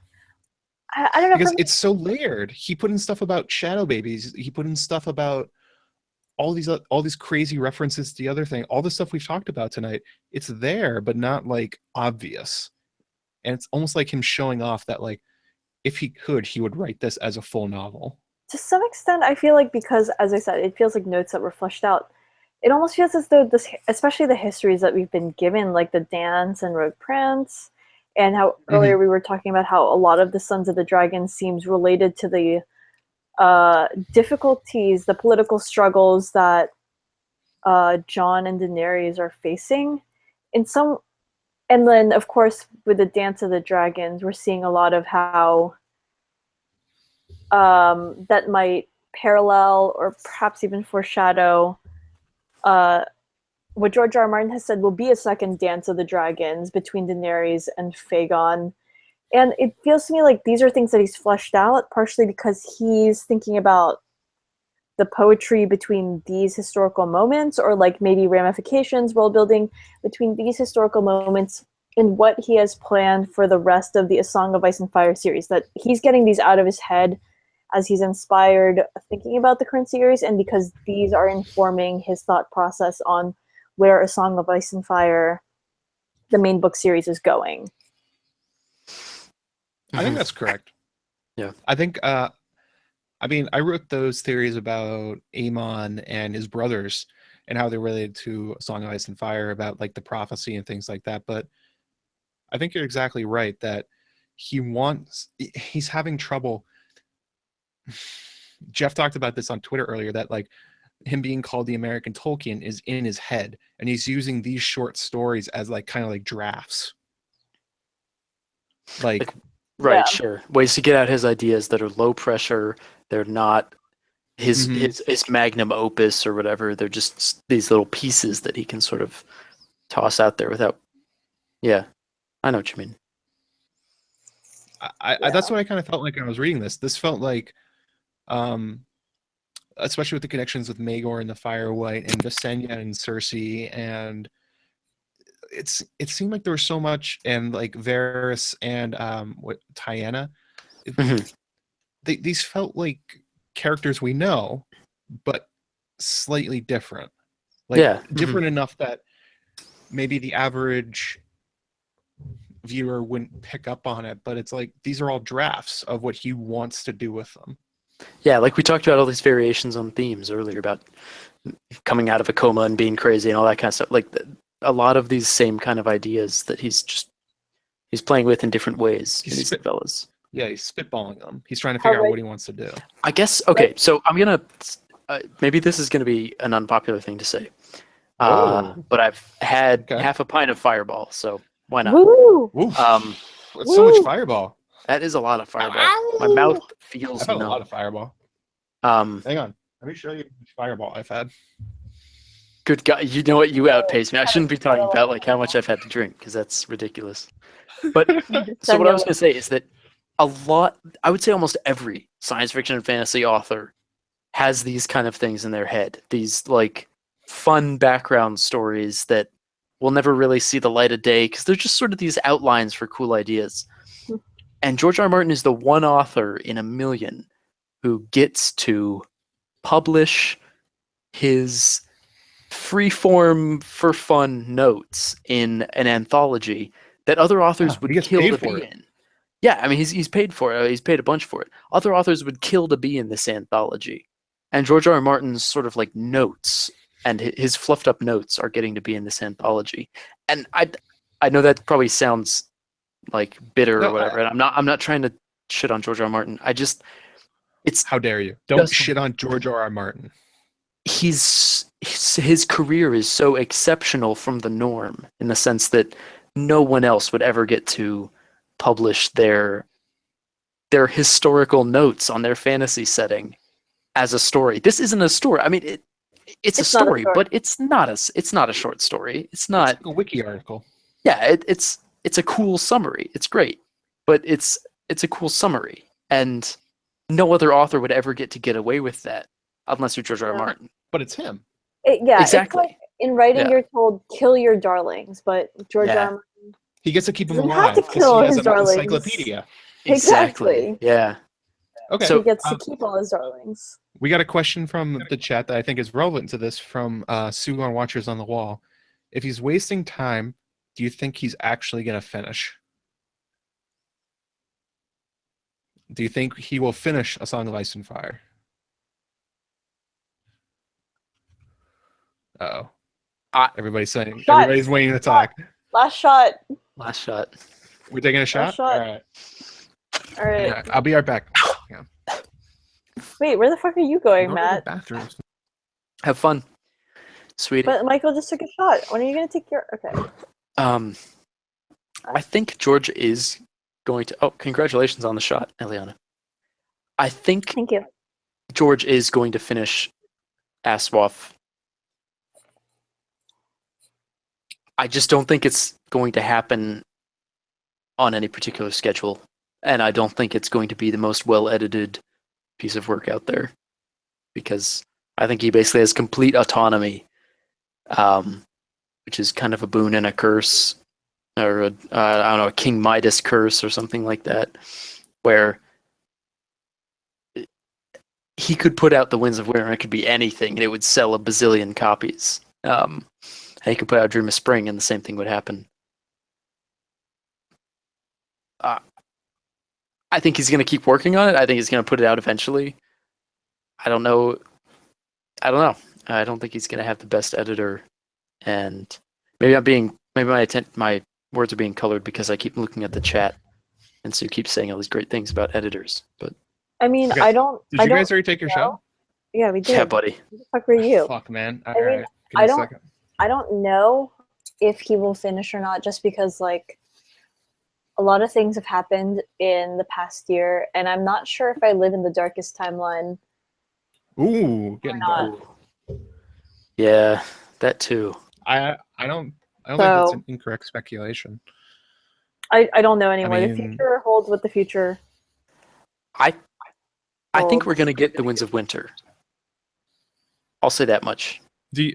So do you think he's maybe Yeah, rewriting the we'll Winds get of that. Winter to reflect contemporary problems in our country? If he is, he's not doing it intentionally. I think he's true to his word on the Tolkien stuff that, like, yeah, it's not an allegory. It's not, he's Some not of it- writing some of it must allegorical. be. He's not disconnected from our time. Right, and that's what I mean about it being not intentionally. If he's rewriting it, I think it's him going, oh, well, look, there's all these really interesting stories. Like, I want to add elements of this and this and this. And there's just so many interesting stories happening. Maybe he wants to add elements of this and this and this and this to Aswaf. I mean, 2 years ago at Balticon, he said he was working on a Cersei chapter, right? Mhm. Like, what do we do with that? Is that a I chapter? I know George R. R. Martin keeps saying he like takes the gardener approach, but it's like sometimes gardening needs weeding and pruning, you know? And again, no other author gets to get away with that. Nobody gets to get away with taking 7 years to write the next book on a contracted series. On a contracted series. Yeah. If you're an author working on your own thing, then obviously you have whatever time you want. Yeah. But it's like, Because like if you're a working author who has a deal with a publishing house, who's not a millionaire like George R. R. Martin, you need Mhm. to keep putting things out. I mean, like, Going on tours, signing things. what was it? Atwood's Year of the Flood took like 10 years to come out after Oryx and Crake, though. So I don't know. I mean, that's a fair point. I need And water. also, I think this is kind of oversold with George, that he's like money driven. He was already pretty wealthy before he started writing this. That's true. I mean, he was a very successful TV writer. He made, in interviews, he talks about he made dump trucks of money. I mean, maybe he spent all of it and he's terrible at holding on to his money, but it's not like he's a starving artist who wrote the first few books because there was monetary value in it. I think he wrote the first few books so fast because he had a very concise idea. Mm-hmm. It's funny because Mighty Isabel, one of the other mods, has put out this idea before that the first 3 books are really the whole story that George R. R. Martin wanted to tell, but that there's this other sort of supernatural element in there, and he's not quite sure how to resolve that. But that you have the War of the Five Kings and the Red Wedding and all that, and that's really the historical interrogation he wanted to do. I don't know how much I buy into Mighty Isabel's theory on that, but it's just kind of interesting idea. And it's true that the pace slowed down a lot once he was done with the Red Wedding, in the same way that you could argue the show's quality dropped once they were done with the Red Wedding. I think I agree with Jeff that the Tolkien thing is very much in his head, that the Return of the King for the Lord of the Rings series, maybe not the best book. Maybe I'm speaking out of turn here, but like, people love the first 2 so much, like the battle at Helm's Deep and the journeys with Frodo and meeting Aragorn and Gandalf coming back and all that stuff. And then you get to the finale of it, and it ends how I think you would expect it to end, where the ring gets destroyed and then everyone's more or less okay except for the scouring of the Shire. And I will say, I mean, like, how can the Song of Ice and Fire end as we know it now? So we have John as maybe Azor Ahai. We have Dany maybe as his wife. Isn't that a typical fantasy ending right there? I think that's what's building towards, to be honest, but I've always thought it's going to be a much more conventional ending than people give it credit for. Like, but I don't mean that as a bad thing necessarily. I just mean like it's a traditional fantasy story. It's just it'll end that way. What about Sons of the Dargon? Are you done? Oh shit! Are you out of here? I forgot about Sons of the Dargon. Oh, she's going to water. Uh-oh. I should probably do that. Oh, why didn't we get water? Because I'm trying to take care of myself. That's why I like appeared and I was like, y'all, I need to drink water. What do you think about why George is taking so long. Because there's a lot of pressure on him, and it's hard to live up to a lot of pressure, especially when people are waiting for things. But I mean, his pace was already slowing down before. Okay. So it's like it's untying the knots that he's grown a very large garden and has a lot of ideas that he's planted and wants to grow. Now he has to like prune all of these and be like, oh, I actually didn't want to grow that, and now that's killing my other plants. To go really deep into this metaphor. Plus, now there's a lot of pressure because it's a cultural zeitgeist to put out something great, especially now it needs to be something better than the show. So you think the show is definitely influencing this? I mean, he was already slowing down before in pace and like coming across issues. Wait, but like, he was before already the show started, was A Song of Ice and Fire the premier fantasy series in the world? It was pretty big. It was getting big, but it wasn't the popular. It wasn't the household name that he's become now with the TV show. Yeah, but it was on bestseller lists. It was big enough. It was obviously big enough to get picked up by HBO. So that speaks to its already existing popularity. Sure. But they also picked up what was it? That mafia show that kind of came out of nowhere. What mafia show? The fuck? Godfather? Wait, no, The Godfather. The Sopranos? Man, what's it called? The Sopranos. Oh my That kind god! of came out of nowhere. They made that into a big thing. Am I being? I'm so sorry. I'm still floored that you couldn't remember the name of The Sopranos. I have drank so much Fireball. You really have, actually. Yeah. I've drank a lot of Fireball. Okay, we've got a question from Sue Miller. Okay. Fuck, marry, kill. Merlings, Snarks, and Grumpkins. Oh. Hmm. I'm not going first. Merling. I watched Futurama. Okay. That's fair. That doesn't work. Ooh, good call. I feel like a Grumpkin would be pretty freaky in the sack, so I would, I guess I would fuck a Grumpkin. I don't. That can go on a T-shirt for Maester Monthly. How about that? What do you think a snark is? A snark? Like, what are these things? Like, I know what a merling is. What's a snark and a grumpkin? What are these things actually? It's in the a wiki of Ice and Fire. That is not always accurate. We're gonna look I've that gotten up. burned relying on them before. I have it like almost like I can autofill. Like I just start typing AW, then I like tab. I can search things because that's important. Snarks are creatures of articles. folklore. Those are not facts.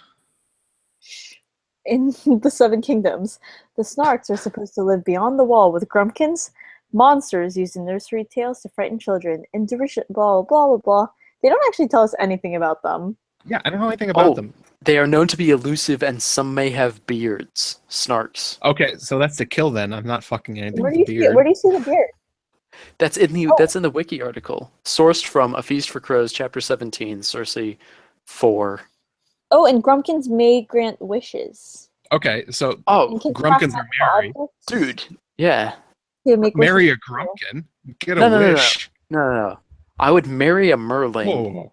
I would fuck a Wait. grumpkin. Eliana established you cannot fuck a merling. No, but you can marry a merling. I'm okay with that. Yeah, I want to marry a merling. Fuck a merling. What are you, straight edge? What is this? I'm in love with a merling. You are not in love with a merling. That's not true. I'm in love with the merling. Yeah, that's what I was thinking. That'd be a good song.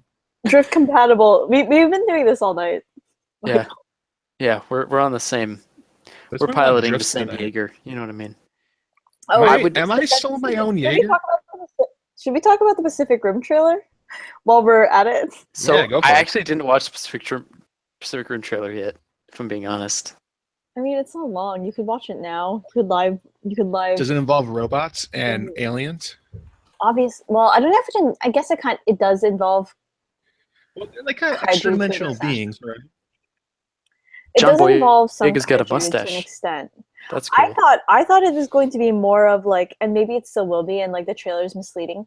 I thought it was going to be more of like for a lot of years we haven't seen any kaiju, and we got a bunch of robots, and like each country has its own robot, and then like each. It sounds like G Gundam, the anime series. Yeah, I thought it was gonna be like that. G Gundam was really good. I like robots. Yeah, I thought it was gonna be like Gundam. So, and maybe it will be like Gundam, but also with kaiju. Yeah, Eliana, when this airs, we should definitely go like arrange a midnight premiere screening or something. For Pacific Rim, yeah, I haven't bought. Yeah. I would go to like that. midnight screenings for like opening day for Star Wars. Oh I wait, want to, but I still don't know money. where on the planet I'm gonna be, so I haven't bought any. But I should definitely do it. Pacific When Rim. is Pacific Rim 2 coming out? 2018 sometime. 2018? Yeah. Will you All come right, up so we can here? plan around this. Yeah. I'll come up to go see it with you will guys. Come here. Okay. Let's Well, do it would it. be coming boy. down. Yeah. I have to come down. I'll come up. Yeah. Yeah. We didn't answer the question. Marry, fuck, kill, Merlings, Snarks, and Grumpkins. I'm pretty sure I did answer it. I'm gonna marry a Merling. I'm gonna fuck a Grumpkin. I'm gonna kill a Snark. Okay. I think that's objectively correct. Eliana, do you have an opposing opinion on that? Marry You a can't fuck a Grumpkin. Merling. Yeah, kill a Merling. Fuck a Snark. I Wait, think you what'd you marry a say Snark again? because they grant wishes. You don't want a wish No. granting Grumpkins thing. Grumpkins grant wishes. Oh, That's why I'm trying to marry. okay. I think you marry the Grumpkin then. You want wish telling on your side. Yeah. Like, isn't that the best part? Like, what's the advantage of the Merling? I think you kill the Merling. Get out of here.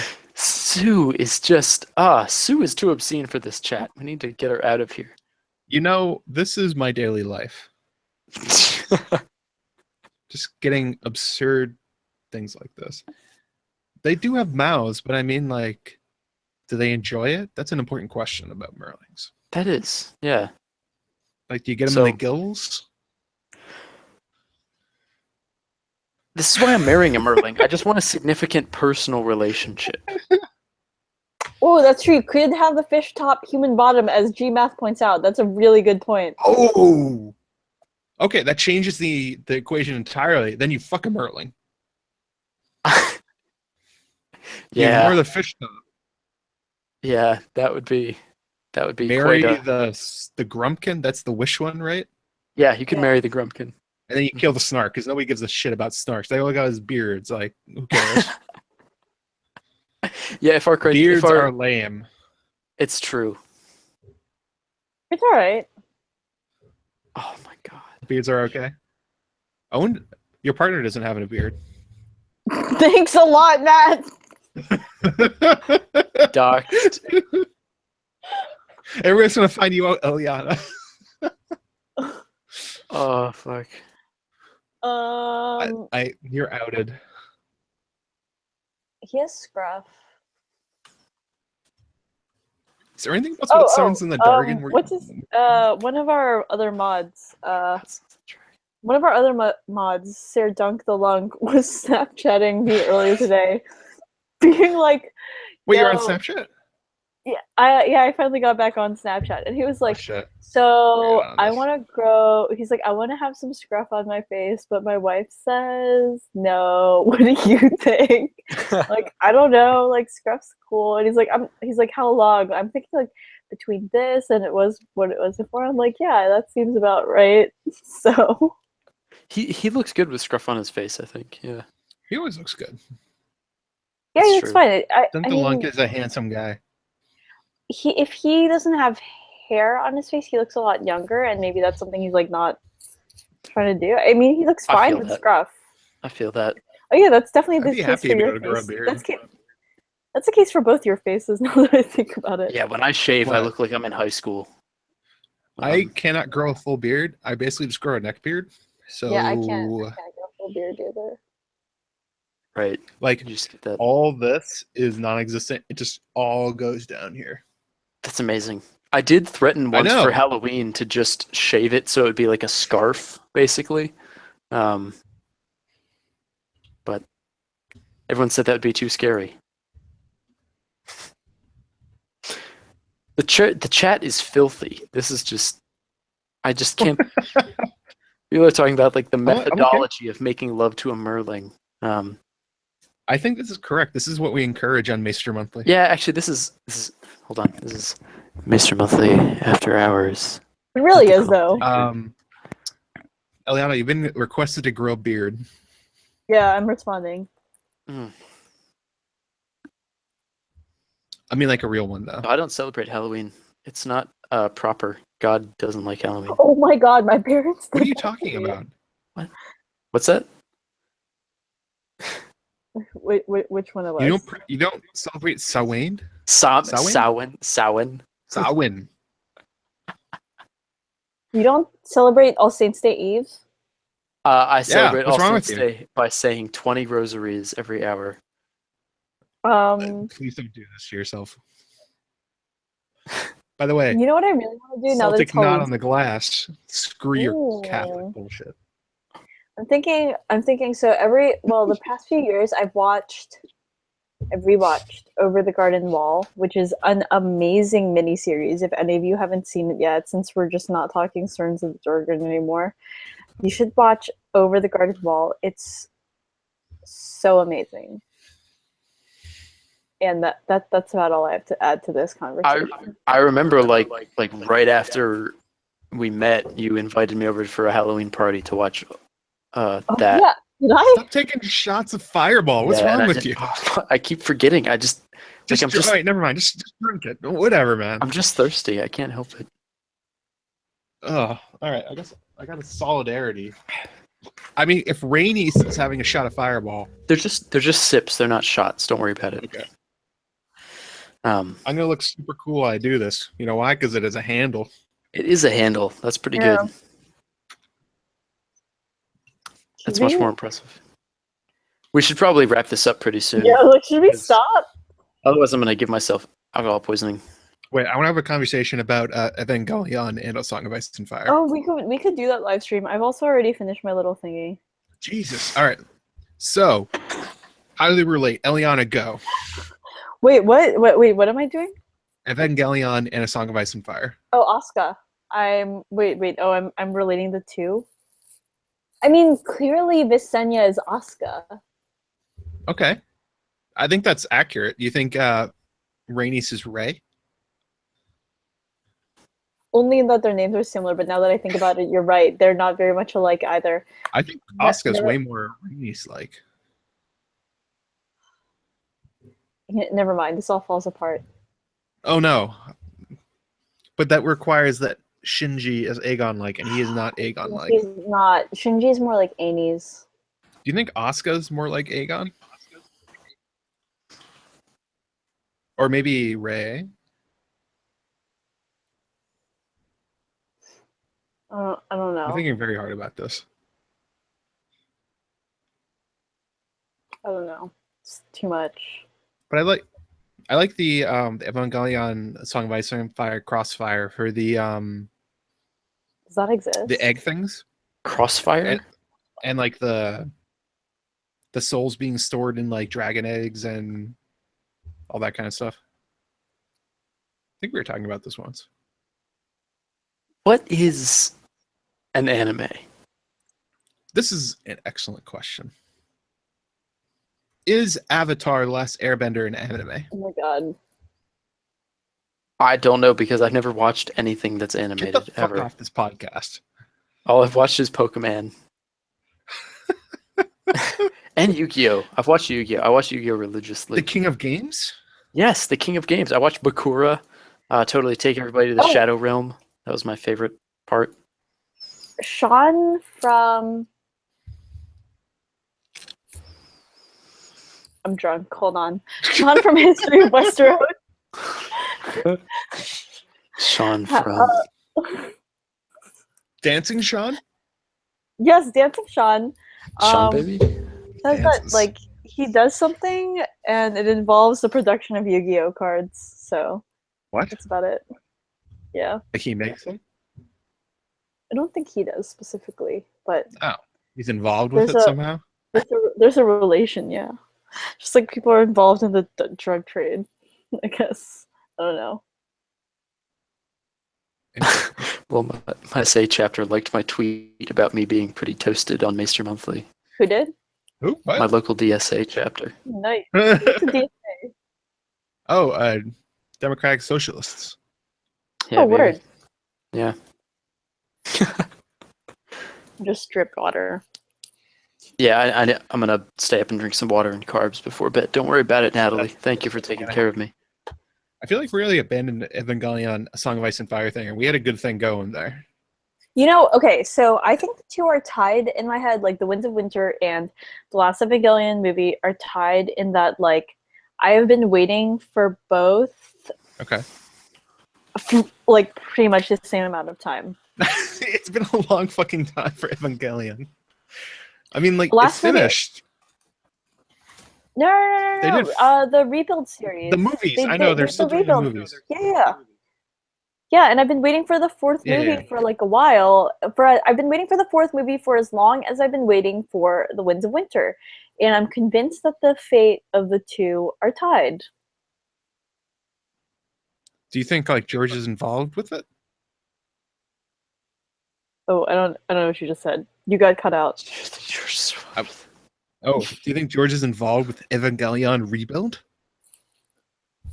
No, I think that Hideki Anno had to go make the Gojira film. And Oh, that's fair. And his fans are assholes, which, That was like, a good you know, one. seems like a thing that, like, I guess is a thing in a lot of things. I think we definitively say that fans are assholes as members of the Song of Ice and Fire community. Wait, what the hell is your Chiron? What do you mean? Who's Kyron?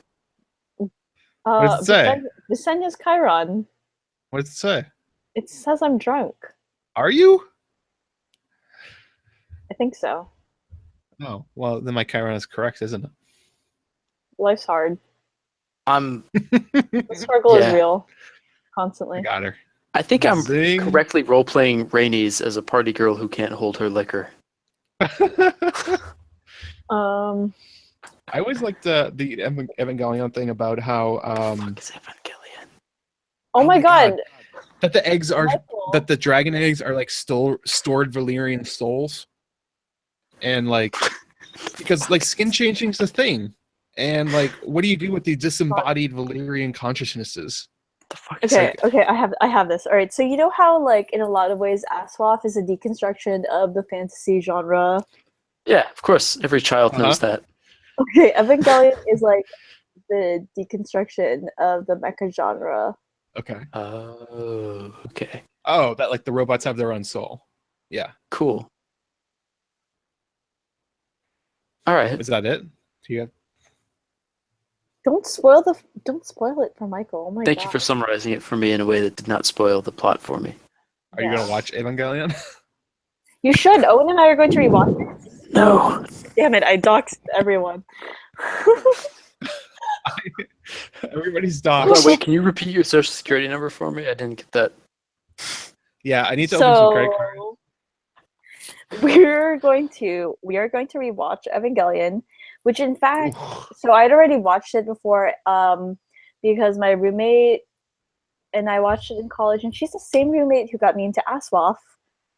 And then later on, I was showing it to my now partner, and we were watching it, and then we decided we were into each other, and here we are. We're gonna rewatch it 5 years later. Oh, Isn't that's that very cute? sweet. You know, we're very cute. Actually, yeah, Well, they it's are. like almost midnight. Yeah, fuck. We It's almost midnight. all right. So, Sons of the Dragon. It Do you have anything else to say about Sons of the Dargon? It was technically a novella that existed in a book. I'll say this.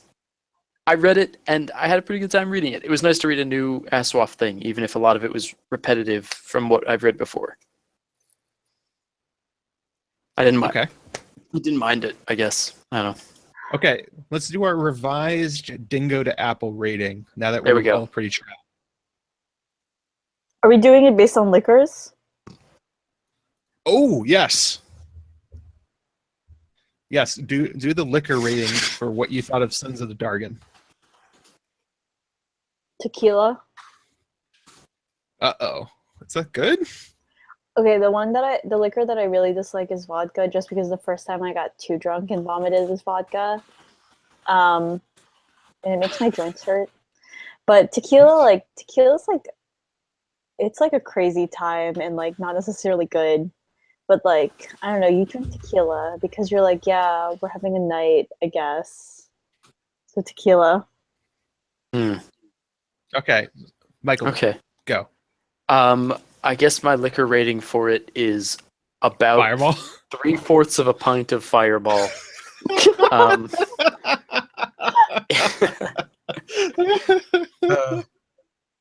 In the sense that, no, I mean, I did, like I said, I did enjoy reading it. It was Aswaf content. I can't deny that, and it was fun to read, like the fun names and cool historical stuff and all that. But every time I think about it, I get more irritated at it, which I guess is the story of us during the wait for the Winds of Winter. Story of you. Story of me during the wait for the Winds of Winter. Yeah, don't lump me in with your bullshit. That's fair. Yeah. Michael, your sister's in this chat. Yeah, Yeah. I know she is. She's So- doxing me because she's using her last name, but that's Question: neither here nor Who is the cooler of the siblings? it's definitely Mary. Mary is cooler than I am. Can we have her on as a guest? We might be able to have her on as a guest, actually. Ooh, yeah. She's probably super busy, but All right, Matt, what's your rating? Okay, my rating on liquor is okay.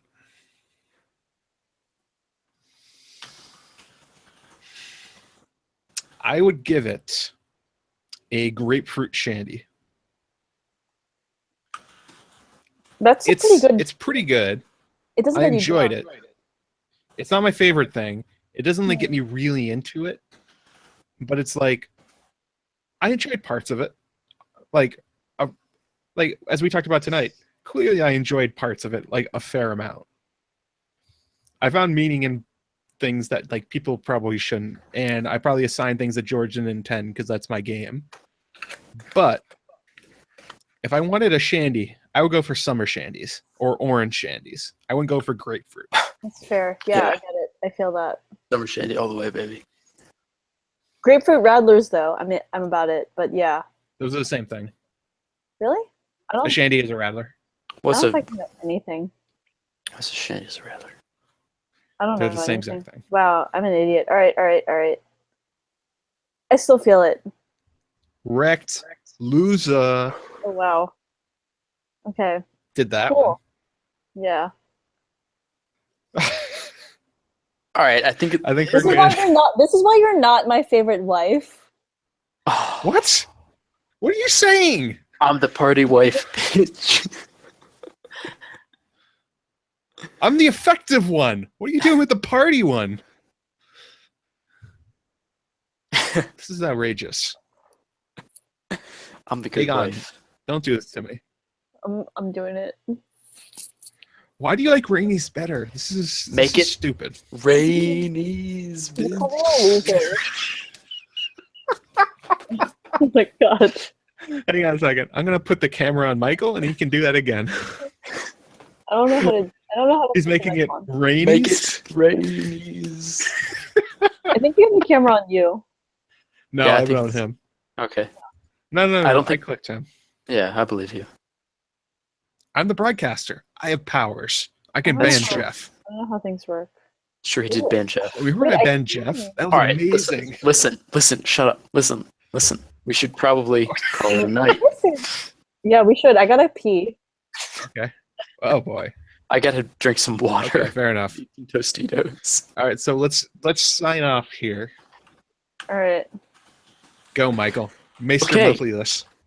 My name is Bookshelf. You're doing it. My name is Bookshelf Stud, aka Michael, and I have been one of your hosts of Maester Monthly Quill and Tankard After Hours Sons of the Dargon review on October the 11th, 2016. Wow. Whoa. I'm another one of your hosts, Eliana, Glass Table Girl, Serns of the Dargon, Maester Monthly. Done. Okay. And I've been your third host. I'm Joe Magician, also known as Matt, also known as Visenya. That's right. Oh yeah, that's right. I'm Aegon. I'm Why are Rhaenys. you? I'm Rhaenys. We're like gender swap Targaryens. This is out of control. This is rule right. 63, right? No, 30. No, What? there are rules for this. There are rules for gender swapping? Oh yeah, I need to get more woke. 30. No, there's a rule for this. All right. Hashtag. Anyway. All right, we're done. Okay. All right. Goodbye. Check us Bye-bye. out on, Matt, we have a cast. podcast coming up with Manu That's right. Stay tuned for The the nuclear Manukast. bomb. A nuclear bomb. and Eliana's doing a thing with Drunk: A Song of Ice and Fire. Watch that. Drunken Egg. We're gonna do Drunken Egg. It's gonna be great. Drunk and And I'm doing a thing Drunk with Asphalt Lucifer History. Lightbringer about the Crypts of Winterfell. That would be awesome. Rule 63. Okay. Yeah. See, Sue knows. Sue knows what's up. I'm doing nothing. She knows all sorts of weird shit. Why is Sue so weird? Anyway, bye guys. You're gonna Good get cast. fired. Bye, guys. I can't get fired if I quit. Bye. Just I. end the broadcast.